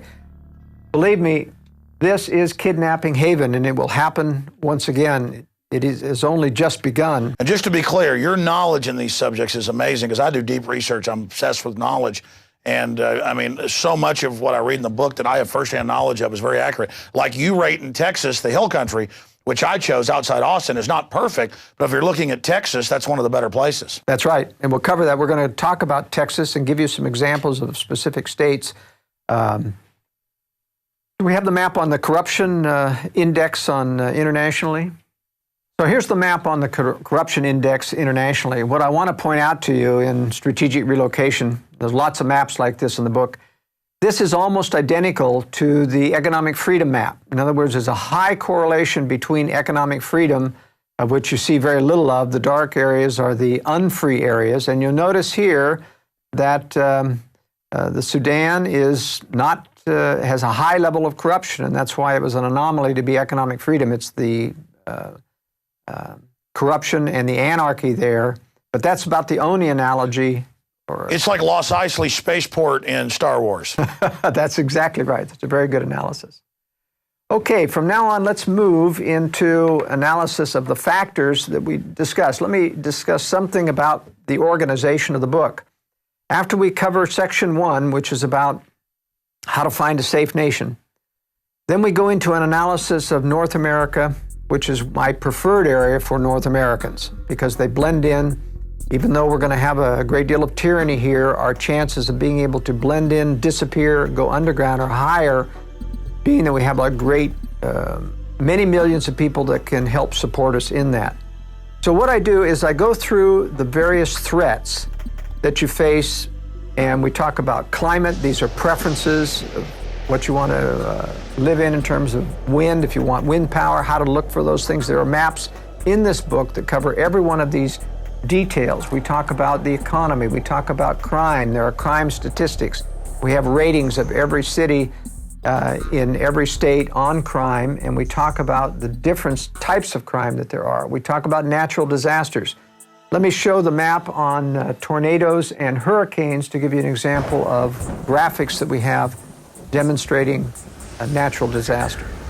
Now, I'm going to demonstrate two of the graphics that we have showing the natural disaster threats. The first one is earthquake hazards. You can see that there's major earthquake hazard on the west coast in the Rocky Mountains. That's Yellowstone Park area, which has a volcanic hazard as well. This is the New Madrid Fault, and these are other minor faults coming through the southeast. Now, it's interesting that this map doesn't mean that everything is never necessarily devastated if you're in any of these high earthquake areas. What I point out in the book is you have to look at the actual ground conditions in the area that you're at. For example, in the state of Utah, where you have a high fault area that's expected to go off at some time in the future, it's on a 300-year cycle approximately. If you are in the low-lying valley, next to a lake where you have a high water table, you'll get a wave action, an earthquake, which will actually flip houses in the air and be very, very destructive. If you're on a foothill coming out of the mountains, even closer to the fault line, but on sand and gravel, broad-based, the house will merely shake a little bit, but it won't take up any wave action. I give this out as an example in the book, how just because you're in an earthquake area doesn't mean you can't find safe areas to build upon. Remember, it's water table that's your danger in an earthquake. That's going to set up wave action. Let's go to the tornado map. Now, this is a graphic of the tornadoes in the United States. It's very graphic because these represent the larger the triangles, the heavier the tornado. This is the danger zone. These are where your F5 type tornadoes. We did have some F5s come through this area, which were devastating to the southeast and pour through here. I've spent a lot of time recently in North Georgia and seen the damage from these tornadoes. It is horrendous what these things can do. The good news is that there's no reason why you should ever be at risk of your life in a tornado area. Buildings, yes, although you can design tornado-proof up to a level 4, nothing's guaranteed in an F5 tornado. But with the proper safe room built into your basement structure, there's no reason why you can't survive any tornadoes. This is part of what I call the amelioration strategy or contingency strategy. You can overcome some of these threats, like earthquake, by building stronger, flexible construction and tornadoes. And that's an example of old-timers having storable food, having firearms, just as a matter of course. They all had storm cellars, and then, oh, that's stupid to have, so people just wait and get killed now. Things really changed. In the past, if there was a threat, people made a preparation for it, and it would double as a cellar for their canned goods or whatever. I remember after our recent interview on Infowars.com that I got an email from someone in California and laughing about our interview, saying, I remember the 60s when my father talked about everyone having a fallout shelter, and he was in the military, and he said, we don't need any of that. That's never going to happen here. And I responded to him, well, just remember, you've been warned when it happens. Not my fault that you weren't prepared. But my point is, if you live in Tornado Alley, like people in North Texas or in Kansas or Missouri or Oklahoma, and you know about the hundreds killed every year, just because you have a storm cellar doesn't mean that you think you're going to be hit. It's just, it's there as a backup. That's right. And the advantage, by the way, of building a secure home in these areas is that when you do a high security safe room in a basement with a concrete cap over it, you can tell the building department, if you're in an area that requires building permits, that this is a storm shelter. You have that excuse. You don't have that excuse in areas where there aren't tornadoes. And so it does allow you to avoid talking about having a high security room. And of course, when we design these, we make sure that we don't design all the details into the plans. You simply put a box in concrete, and you don't put any of the facilities in. You call it storage, or you call it a tornado shelter. And then you put in the detailed equipment, which would make it obvious what its purpose is after the building permit process is through. I want to build a concealed fallout bunker. I recommend that everything be concealed. As I pointed out in my World Affairs brief, Obama's executive order detailing to federal agencies the confiscation of natural resources and foodstuffs in an emergency is based upon the National Defense Production Act of 1950. And even though that commandeering power has been removed and repealed in 2009, it'll be back at some other point at an appropriate crisis. But still in the National Production Act of 1950 is the statement about hoarding.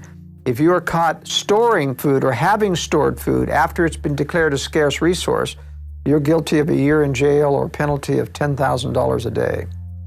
So it is important, my point is, to have concealment, because someday I can guarantee you the government will come to call for your hard-earned stored materials and confiscate them unless you've got them concealed. What about these buried capsules that I've seen, like in movies like The Road, but I know they really sell them, where it's just a hatch and it's basically like a buried gasoline drum type system like they'd have at a gas station underground. You know, you have the hole dug, then you have somebody place it, you cover it up.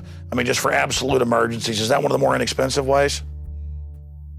It is, in one way, more inexpensive, but it's practically, as a practical matter, something I don't recommend. And the reason is, it takes a lot of in and out of one of those holes to stockpile something. The chances of you doing that without anyone seeing you, or getting to it when you want to without somebody seeing you out in an open field, or even if it's got a few bushes around it, very difficult to do. That's why I always recommend, whether it's a concrete cellar, a hidden facility under the house. That's right. Under the house, under a shed, under a barn, so that you can drive into it, unload in privacy, rather than doing something out in the open. Even these self-contained bomb shelters, they call them, and I don't think most people need them because they have all these blast valves. If you need blast valves, you're in a blast zone. Move. Spend the money to move. Yeah, you don't want an armored structure like next door to the military base that's going to be hit by all the I mean, why spend $60,000, $75,000 for an armored shelter that is buriable when you're in a blast zone? If you're in a blast zone, you move. You spend that money to relocate where you don't need the blast valve, you don't need the expensive, and then you can build a regular concrete structure. But again, even if structure. people don't think that there's going to be a staged nuclear attack, the maps all overlay. The population density, all of it, the rural areas for economic collapse, everything, they're the place to be. That's right. But one additional problem with these in-ground type shelters that don't have building over them is you have these vent stacks coming out of the ground, which can be sabotaged. And a lot of people don't understand that a vent is like a microwave conduit communication changer. You can sit there and hear everyone whispering in the smallest tone of voice inside a shelter if you can get close to one of those vents. What about a redoubt built up in the side of a hill, trees in front of it? It can have like ports for guns, all of that. Well, the point is it's still vulnerable because your ventilation shafts are tamperable unless you go to extreme concealment. Couldn't you run them out in front of you? Well, you would still have to have them come out into the air. That means you've got to put them into a hollow stump or something so that it's very difficult to do. It's much easier to disguise it within an existing building. So they go through the building, the vents are in the walls, they come up into the attic spaces where they can't be seen, or they come up through chimney systems so that nobody can get close to them to hear anything that's going on inside.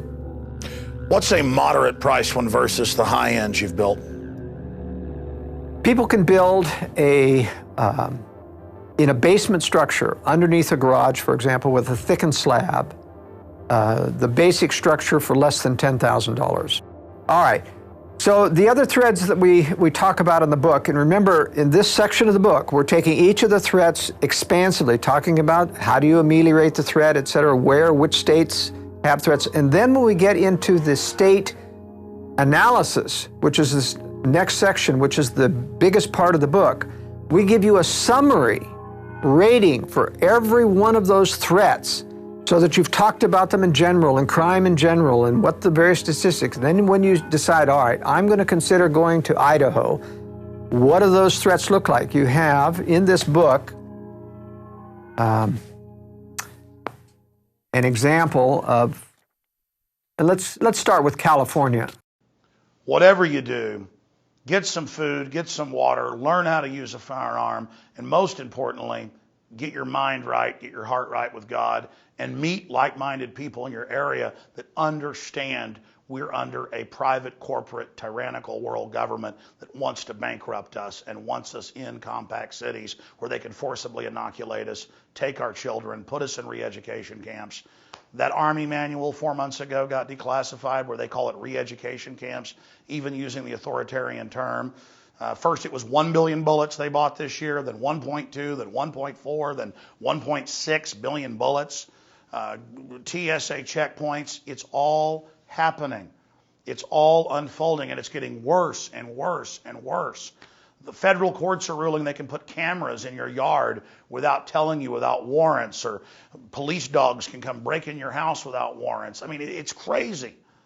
And so we need to get prepared, just like the French resistance did.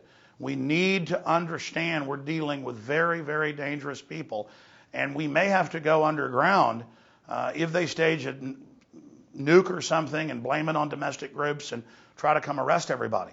But by admitting how criminal the government is, we may be able to back them off. So we offensively try to wake everybody up and try to politically resist this, but we defensively also have a backup strategy plan. And that's what Strategic Relocation, 3rd edition, the book, and the new film, Strategic Relocation, are all about. Secure your copies at InfoWarsStore.com today. We now return to Strategic Relocation. In California, this is an example of how we rate each one of the threats. You go through, and they're delineated here. You have the climate. You have a synopsis of the climate. You have a synopsis of the density population and how many people per square mile average in the state. You have a cost of living index, tells you how expensive it is. California is very high. You have a private land availability discussion. So we know how much of the land is private versus federal. Most of your western states have up to 50 to 70% of the land in federal hands. We have a discussion about building codes. These are things that you get in no other analysis. No other book has ever covered this kind of detail. It's a full spectrum breakdown from every angle, no matter where you are. Let's say you got to stay there. It gives you the best areas even in that sub-region. For example, building codes are very important because if you're in a very onerous area with a lot of building codes where they want to know everything about your building, it's very difficult to conceal the secret things that you're going to have because you've got to have some plumbing pipes down there in that secure room. You label it storage, and an intrusive building department starts to say, what's this plumbing for? If you're going to have a bathroom there, you've got to have windows in this area. If you don't have windows, it's not habitable, and we'll come in and inspect to make sure you don't habitate it. They don't have a code, a good code for fallout shelters, and you wouldn't want to declare them anyway. So building code section is very important. Some states actually have counties that don't require building codes. There are some in Texas, there are some in Idaho, there are some in New York that started all this building code in rural areas and rural counties. But I also point out in the building codes section of the book that you want to watch for states that have a uniform statewide building code. That means no matter how rural, the county is required to have a building code and a building department. If you don't have a statewide code, then most counties are able to say, we're not going to do that. And basically, that's Agenda 21. It's global, standardized coding, and you find out in these states that do that, it's federal, but really that's international. That's exactly right. So then we talk about food production. What's the length of the growing season? How capable are you versus altitude, soil, and other things? The health environment. We talk about pollution, the water quality. Talk about traffic. Just nobody has all of this criteria in their analysis of the competing books. What the traffic are in the key metros, because that really affects your ability to get out of Dodge when you need to. We give a political rating, how liberal, how conservative the state is. We talk about taxes. We give a synopsis. There's a whole chapter on taxes. Which are the no income tax states? What are the income tax rates? What are the overall spending of the states? Some states spend double per capita that other states do, like New Jersey is one of the worst states. And so we give a rating on taxes. We give a corruption rating. And this was very difficult to ferret out, to research. Very difficult because most corruption is concealed. But we were able to ferret out some pretty good corruption ratings for each state. We give crime ratings on the state. Personal liberty ratings, we rate it from 1 to 5. California is low. We give a gun liberty rating. California is terrible. One of the few states we gave a terrible rating to. No permit to purchase firearms. Any rifle with a magazine is banned as an assault weapon. Registration is required for all pre-banned weapons. No out-of-production guns may be brought into the state, including vintage weapons. It has a may issue, effectively a no-issue concealed weapons permit from the sheriff's office, and no recognition of other state concealed weapons permits. That's the kind of detail that is really helpful in picking a state when you want to. Talk about a death trap, though. I mean, Southern California, if things unravel in any way, it is going to look like absolute hell. That's right, but I'll tell you, California is a mix in that regard. It's got some very good retreat areas if it wasn't that it's in California. It's in the socialist state of the Union. It's in the most highly regulated state of the Union. And yet it's got some beautiful areas in the Sierra Mountains and things, and we'll talk about that when I show you the map. We talk about alternative medicine. This is very important. A lot of people keep asking me and says, are you going, to tell us how to get our meds? And I said, forget your meds. Meds are not going to be had in a crisis. Learn to use alternative medicine now and get into states which allow alternative medicine, because then that little mini industry isn't stifled. You have naturopaths, you have chiropractors who know how to prescribe good nutrition, etc. I talk about homeschooling freedom. This is going to be very important. Another thing on alternative medicine you need to be aware of is that hospitals someday are going to become a screening, filtering mechanism to screen out homeschoolers, screen out people who believe in discipline. Because they already admit that. They say it's going to be the new tyranny to enforce all the surveillance. And vaccinations and those, and it's very deadly. California just passed a law where they vaccinate kids without parental consent. I mean, that's like red alert exodus. And so what I'm saying is alternative medicine and lay midwifery freedom in a state is very important, because the ability to have children outside of a hospital with a trained lay midwife is very important to avoiding the trap, the stamp of, we have known stories of women who have said, I don't want vaccines. They take their baby away to the nursery and they come back, oh, we forgot we vaccinated your child. Or they try to have CPS take them. And that's what's so amazing is how deep the tyranny's already gotten. And someday there's going to be a litmus test whether or not they'll give your baby back from the nursery. You've got to sign that you don't believe in cruel and unusual discipline like spanking, that you'll have them vaccinated. And they won't give your baby unless you sign on the dotted line. So someday I believe that freedom-loving people are going to have to stay out of the public schools. They should be out of them already, frankly. And they're going to have to stay out of the hospital system. And that means learning to be healthy, learning alternative medicine, good nutrition. Well, I think it's important to exodus the major cities to create communities of liberty and freedom already. I mean, why wait? Why wait for the threat of biological weapons or collapse? We should be getting the hell out of here to begin with. But realistically, a lot of people still have to stay close enough to live. A lot of people don't have the liberty of husband and wife. It takes at least a full-time job for a husband and wife to teach at home. So the globalists did that on purpose. I understand the limitations, and I realize one of the reasons they made it tough economically is to get the women in the workforce, to degrade the family and those types of things. But I think if you work hard, if you read through the section on contingency planning and how to, you can work through and start to make progress towards getting out of this kind of society and the traps that they're doing. The last section of detailed knowledge in each state is the military targets. We list every military target in the states, including naval, Army, Air Force, and we list the nuclear plants. Nuclear plants are particularly dangerous because when they do melt down, or if they get hit with a nuclear bomb or nearby and they're damaged and melt down, they are much more dangerous than a nuclear weapon in terms of the residual fallout, the long-term effects of fallout. Then in addition, after the detailed summaries from the threat section, we give specific notes, my personal experience about being in every one of these states, as well as in my blog on joelskousen.com, I've had people contribute what their experience is living in the states. And then one of the most valuable sections of the book is city-state specific strategies, or city-specific strategies, meaning for every major metro area in every state, I go through and explain where are the best places relative to that metro area to relocate relative to the outflows of refugees and how to avoid the bad areas. So this is a sub-strategy. If you can't afford to move out in the middle of nowhere immediately, you find those pockets that are nearby to the major metro areas. And I point out the areas that are away from the refugee flows and the specific areas around the city. This is very valuable information. Nobody else does it. So many of the other survival communities simply says, get out, there's no other choice, you're going to die if you stay.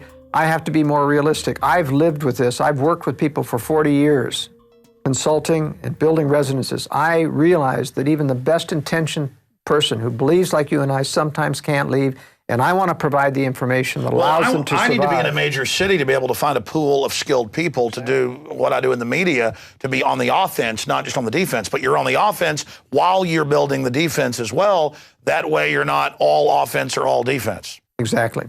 Now let's go to the California map and we'll tell you what one of these beautiful graphics looks like. I show in each of these graphics the nuclear targets in the adjoining states as well as within the state itself. And I show the predominant wind direction of those particular targets. You can see that states, areas like San Diego, that's really a dead city. As beautiful as it is, that's where I was born. But with all of the military bases there, multiple targets, nuclear weapons there, that city's going to be toast. Long Beach is still a target in Los Angeles, and there's a few others. Vandenberg Air Force Base, where the missile rocket launches are. There's a few around San Francisco. And I also show in color, these are the blue military reservations within the state. We show land use planning, state and national and federal forests. Why is that important? Because when you're saying, I want to go to the mountains, you've got to realize that you're going to have to get up close to that, but you can't necessarily get in there unless you find what's called an inholder property. And the danger of inholder properties is that the environmental movement eventually wants the government to throw out everyone that's actually surrounded. They're doing that everywhere. They are. I know people up in Minnesota, they've been there for over 100 years, their family, they're trying to take it. These are just the most, well, they're communists. That's right. So you have to be careful of that. I recommend generally that you get up along the edge of these, and there's lots of private land in these areas. California has some beautiful retreat areas, abundant water, beautiful forests. They make for good vacation retreat cabins. Their only problem is you have these high density population areas and they're all heading for the hills when something happens. So the chances of getting overwhelmed are good. Better chances of reversing that are to get on the backside of the Sierras so that people have to get over the mountains to get to you. That cleans out and reduces a lot of the people that... It's like a filter. That's right. It's like a filter. And so in terms of finding retreats in California, for example, people in San Diego need to get back up here in the foothills. There's a lot of property in these areas. Even though it looks totally green, there's a tremendous amount of private land in that area. And you get behind the mountains so that you're blast zone protected. You can survive in those areas and commute into the area. One of the interesting things that I point out in another part of my book, however, is that for people who have to live in the LA Basin, San Diego Basin, if you decide to get out, if you're reading my World Affairs Brief and you get advance warning and you get out, you have to get all the way over into Arizona in order to get up to safe areas, because there's only one road out of this and it goes through Las Vegas, one road. Also Interstate 95, which goes up there, and there's a lot of military targets. And so in order to clear into a safe area like Utah, which is a 5-star state, you've got to get clear over here past Phoenix or bypass and go up into Flagstaff and get up around the Grand Canyon, also one road. That's how tenuous it is to get to safe locations from this Southern California area. You got 30 plus million people in California. That's right. So you see, it's very difficult. One of the strategies that I recommend for people who are young enough to learn is to learn how to become a pilot. Being able to fly out of these areas is a great strategy. And it's an industry that's going down.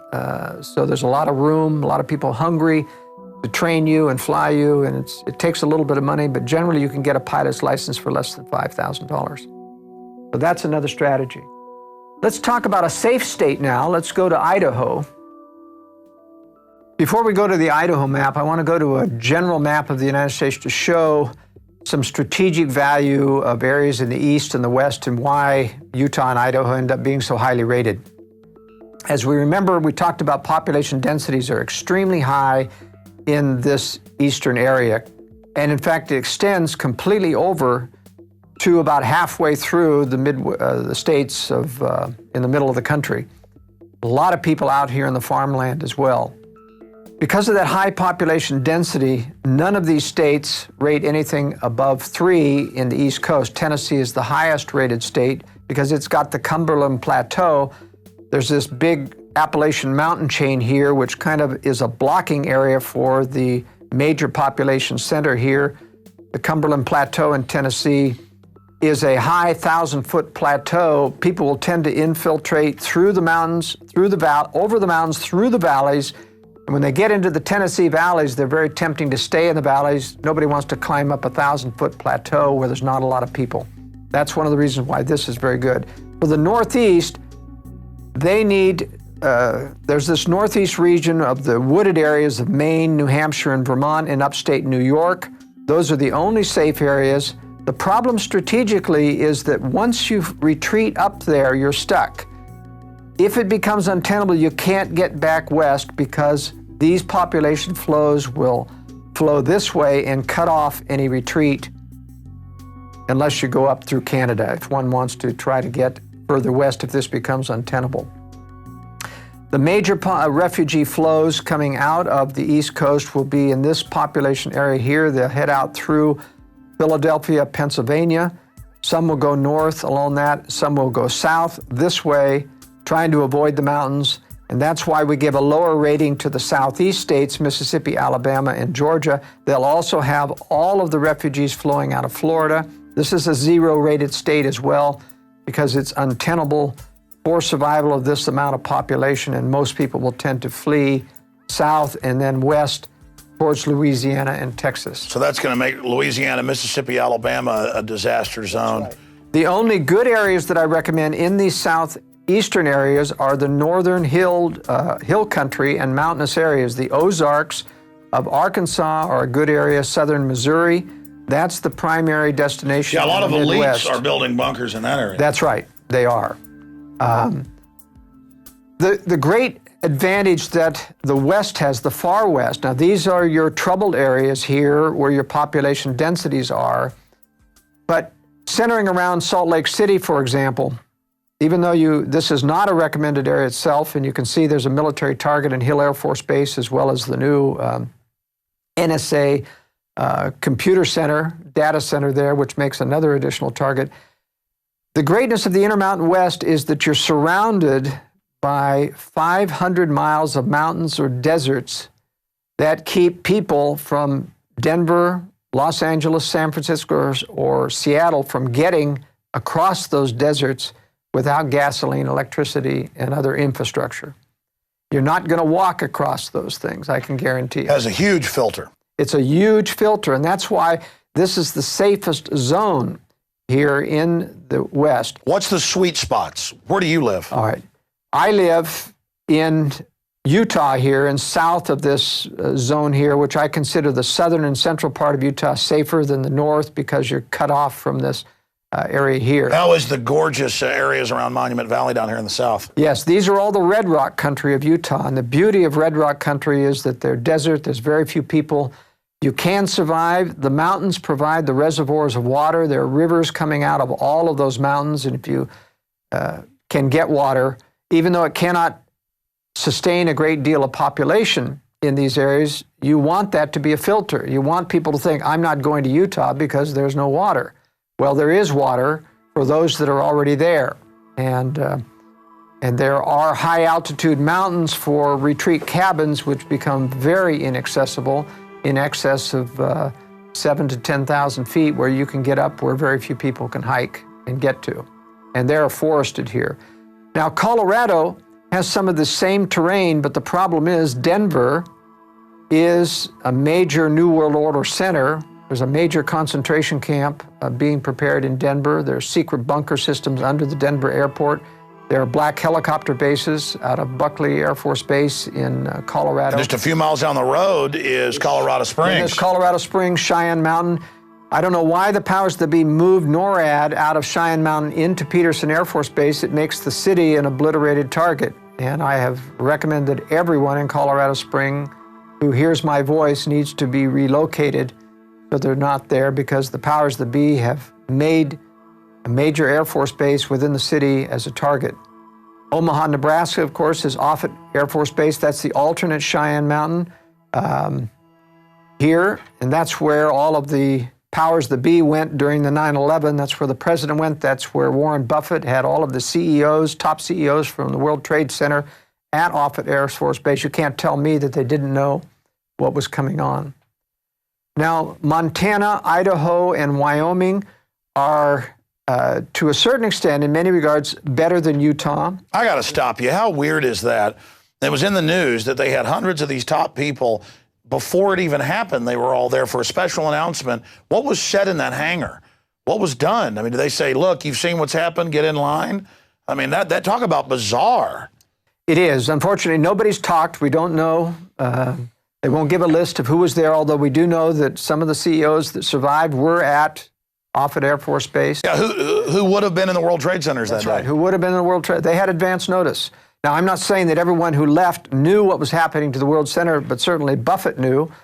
Certainly, he's shown himself to be an insider player. And that's the excuse to get him out. And plus, they're acting secretive about it. That shows you something was going on. That's right. So there are some advantages to being to the north in more hostile climate in terms of, and this is the area right here, which Jim Rawls of the Survival Blog has his redoubt, which he feels is the safest area, but that's from a military standoff point of view.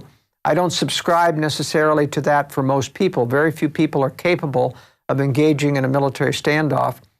I also give high credence to areas that have a high population base of people of the Mormon faith because they're preparedness oriented.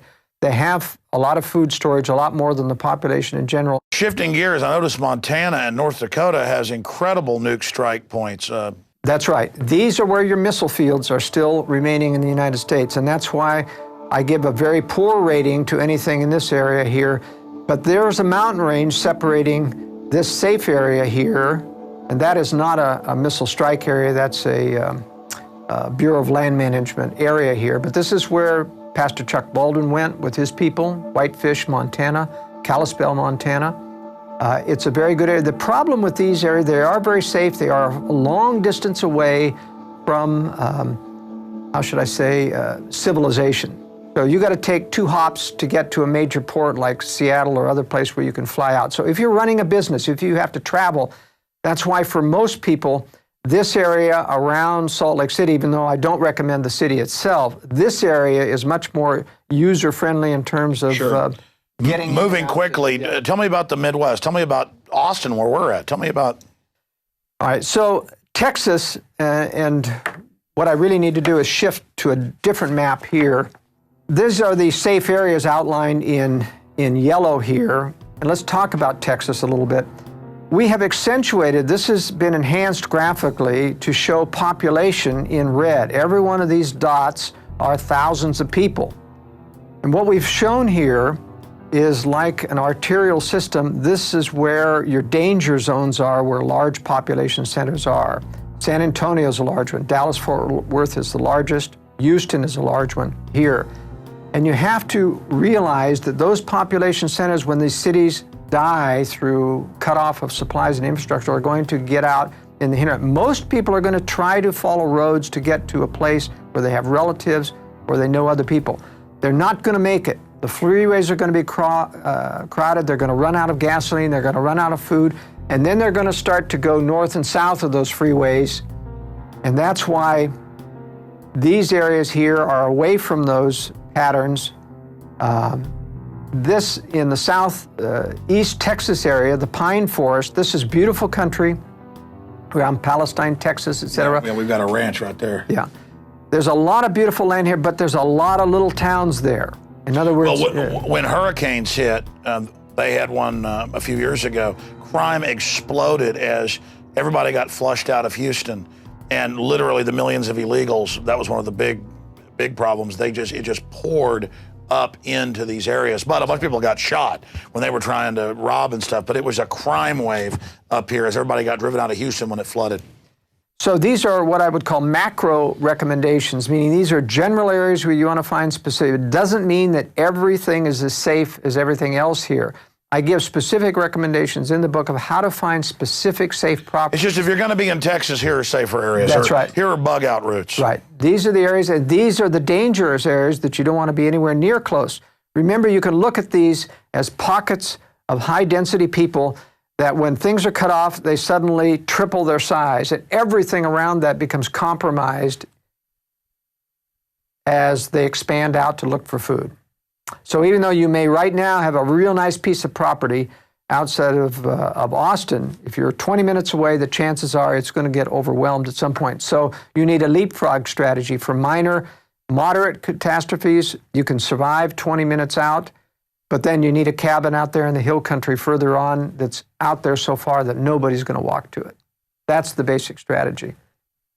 And as you see in this of the Midwest here, you see these huge areas, Detroit and Chicago and Columbus and Cincinnati. And even though there's a lot of rural, and you drive through those areas and you think, gee, this is still very rural, you've got to look at these depictions that we've made of how dense these populations are. And when they spread out, all of these areas around those are going to be compromised. And so you have to be pretty far away to even have any chance of surviving. And you're much better off when you start getting further west, where it gets. And just watch what the elites do. It's on the news. They're building bunkers and castles and armored redoubts in the Ozarks. That's right. I mean, it's amazing. And I know you've built some of these homes or advised on them.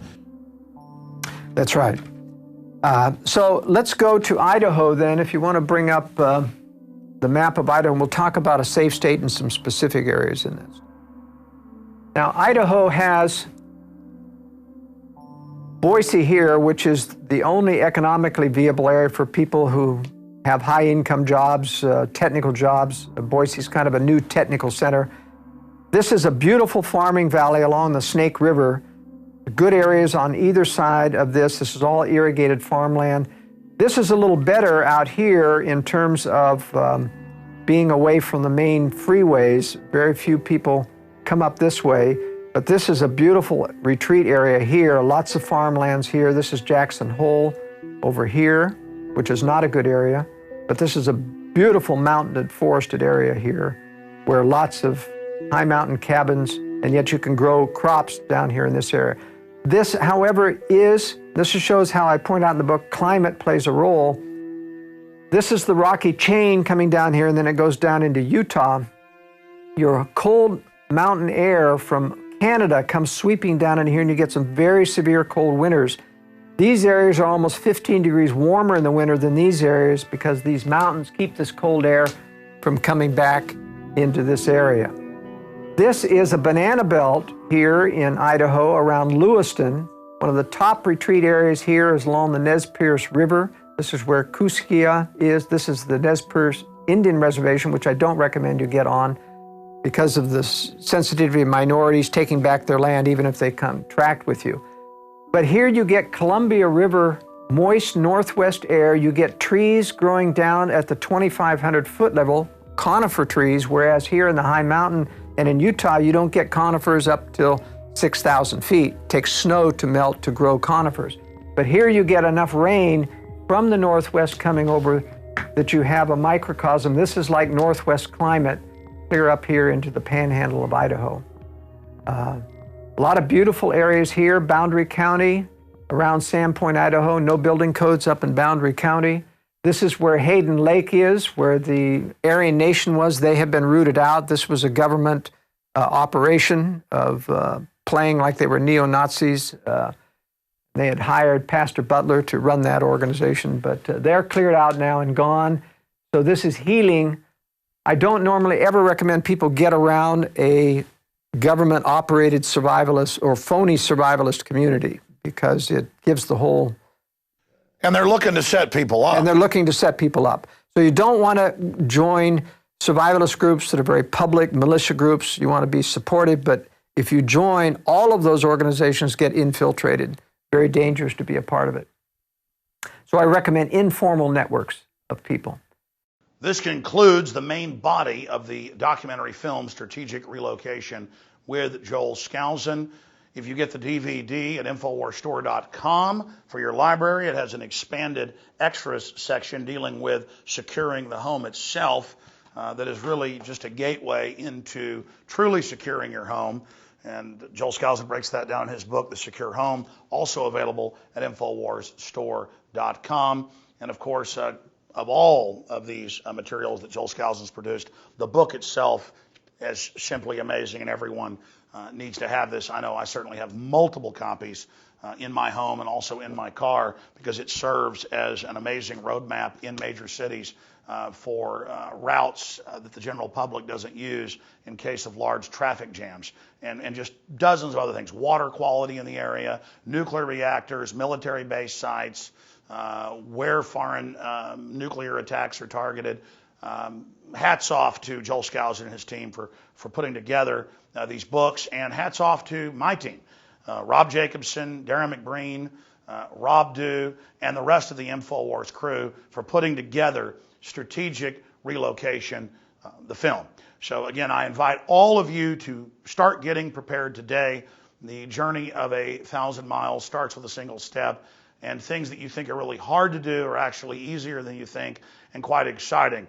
Last week on the radio, in closing, I told the story of how I would go on the hike and bike trail and hike, and I see people running on really rough trails with no shoes.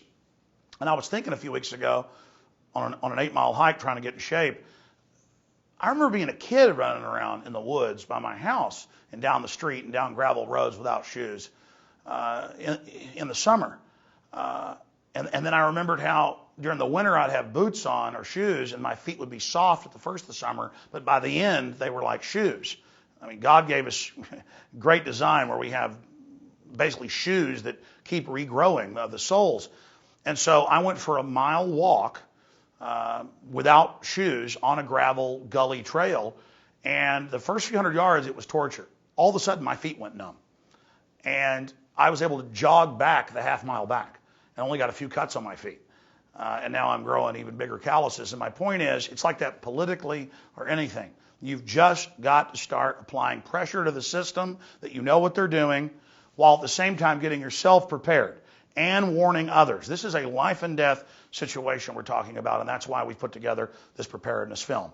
I'm Alex Jones signing off for the Infowars.com team. Please use the internet and this information while it's still here. The system is moving towards curtailing free speech, not just here, but worldwide. So let's go to the East Coast now, Alex, and explain one of the more difficult states to get out of and live in. We're going to talk about New Jersey.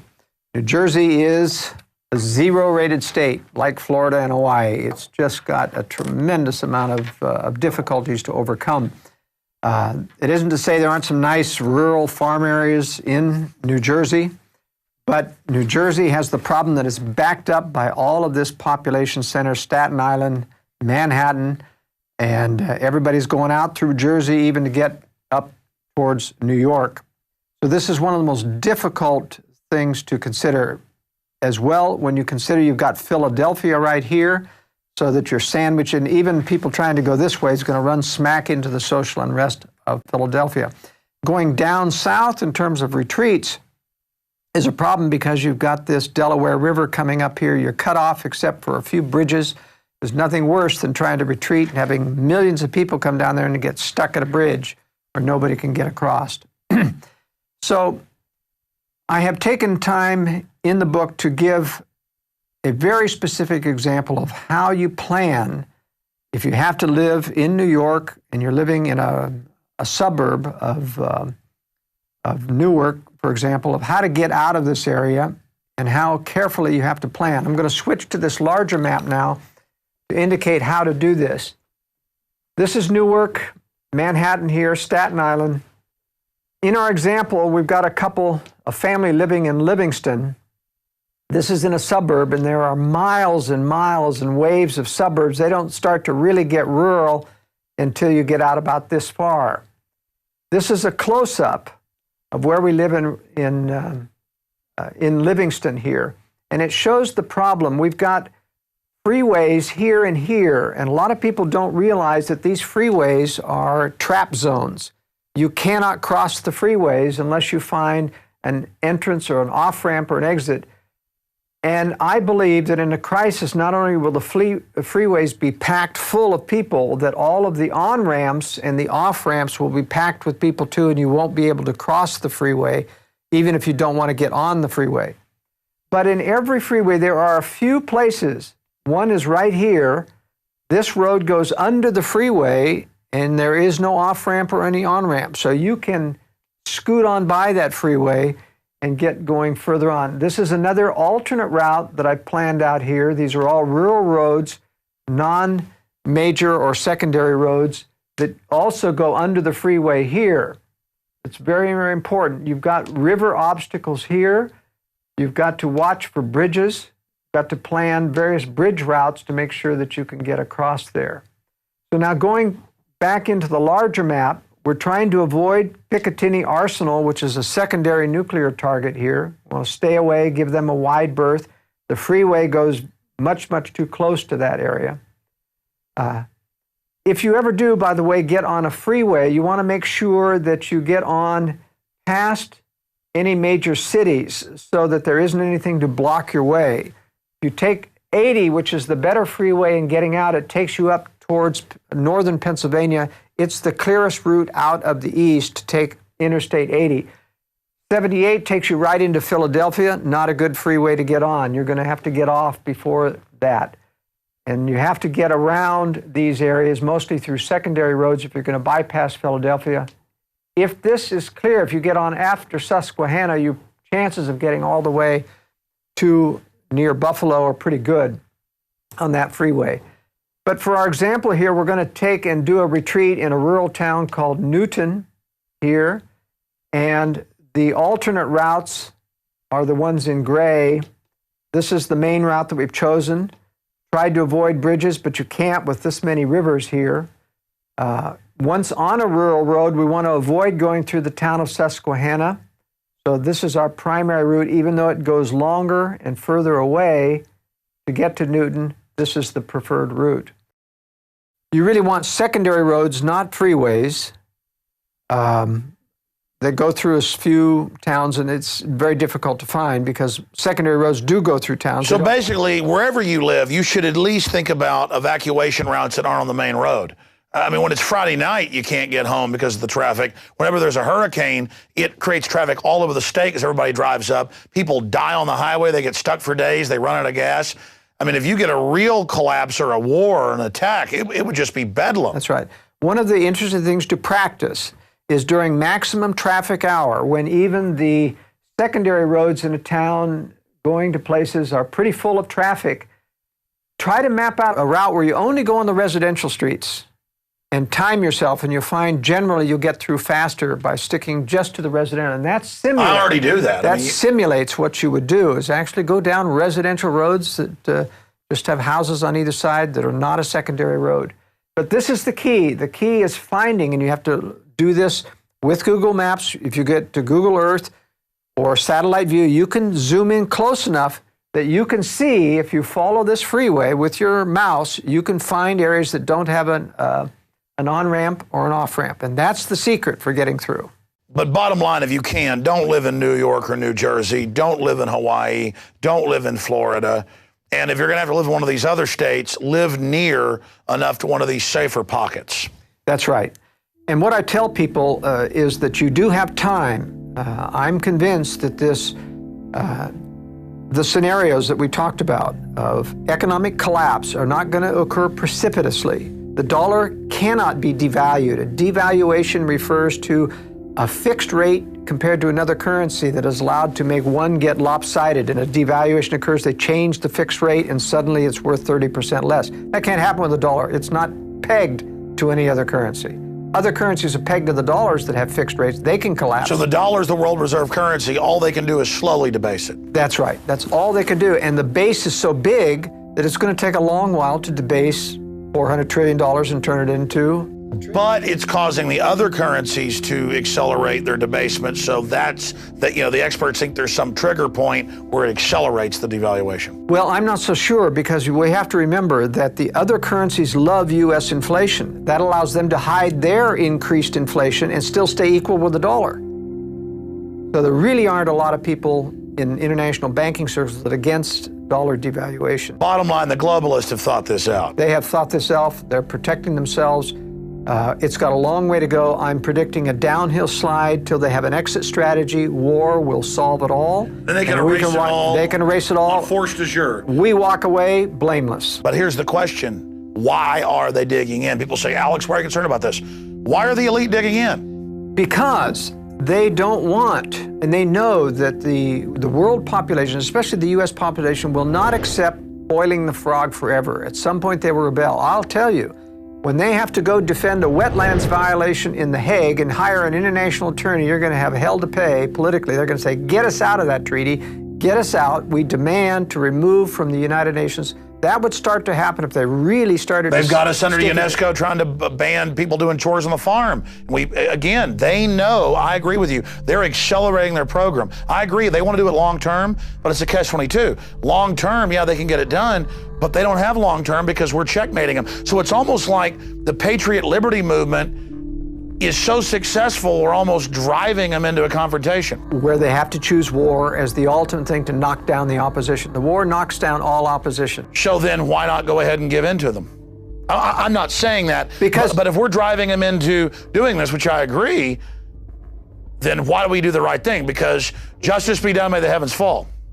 We can't give in. It's against our principles. We can't just walk in and say we give up. So it's better to confront them and force them to react on our turf than to just lay down. Absolutely, because at least we build a remnant. This is to me, it doesn't matter if I don't believe that we can win back the whole nation. My purpose is to do what's right, convert as many people as possible, leave the rest up to the Lord, create a remnant, and out of that remnant, He can inspire them to band together to build liberty anew. But I believe personally that we'll build liberty anew in pockets, not as an entire nation. A nation has to go through tribulation, retribution, collapse and fall before it rises again.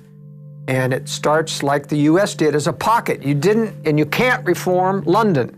You couldn't reform England. They tried for nearly 100 years. But you create the pockets on common sense and biblical principles, and then it expands again. That's right. We have no other colonies. There's no more Americas to discover, but there are out-of-the-way wilderness places. It's like rediscovering freedom, colonies of freedom. That's right. And we're going to build colonies of freedom around the world, and most of them are going to be in the United States because that's where most of the freedom, educated, loving But they'll people have are. such success that it will then become an example. Instead of America now being this model of evil, did you see where the communist Chinese used the NDAA as an excuse to pass a similar law? Yes, yes. I mean, now America's gone from the light on the hill to this dark light.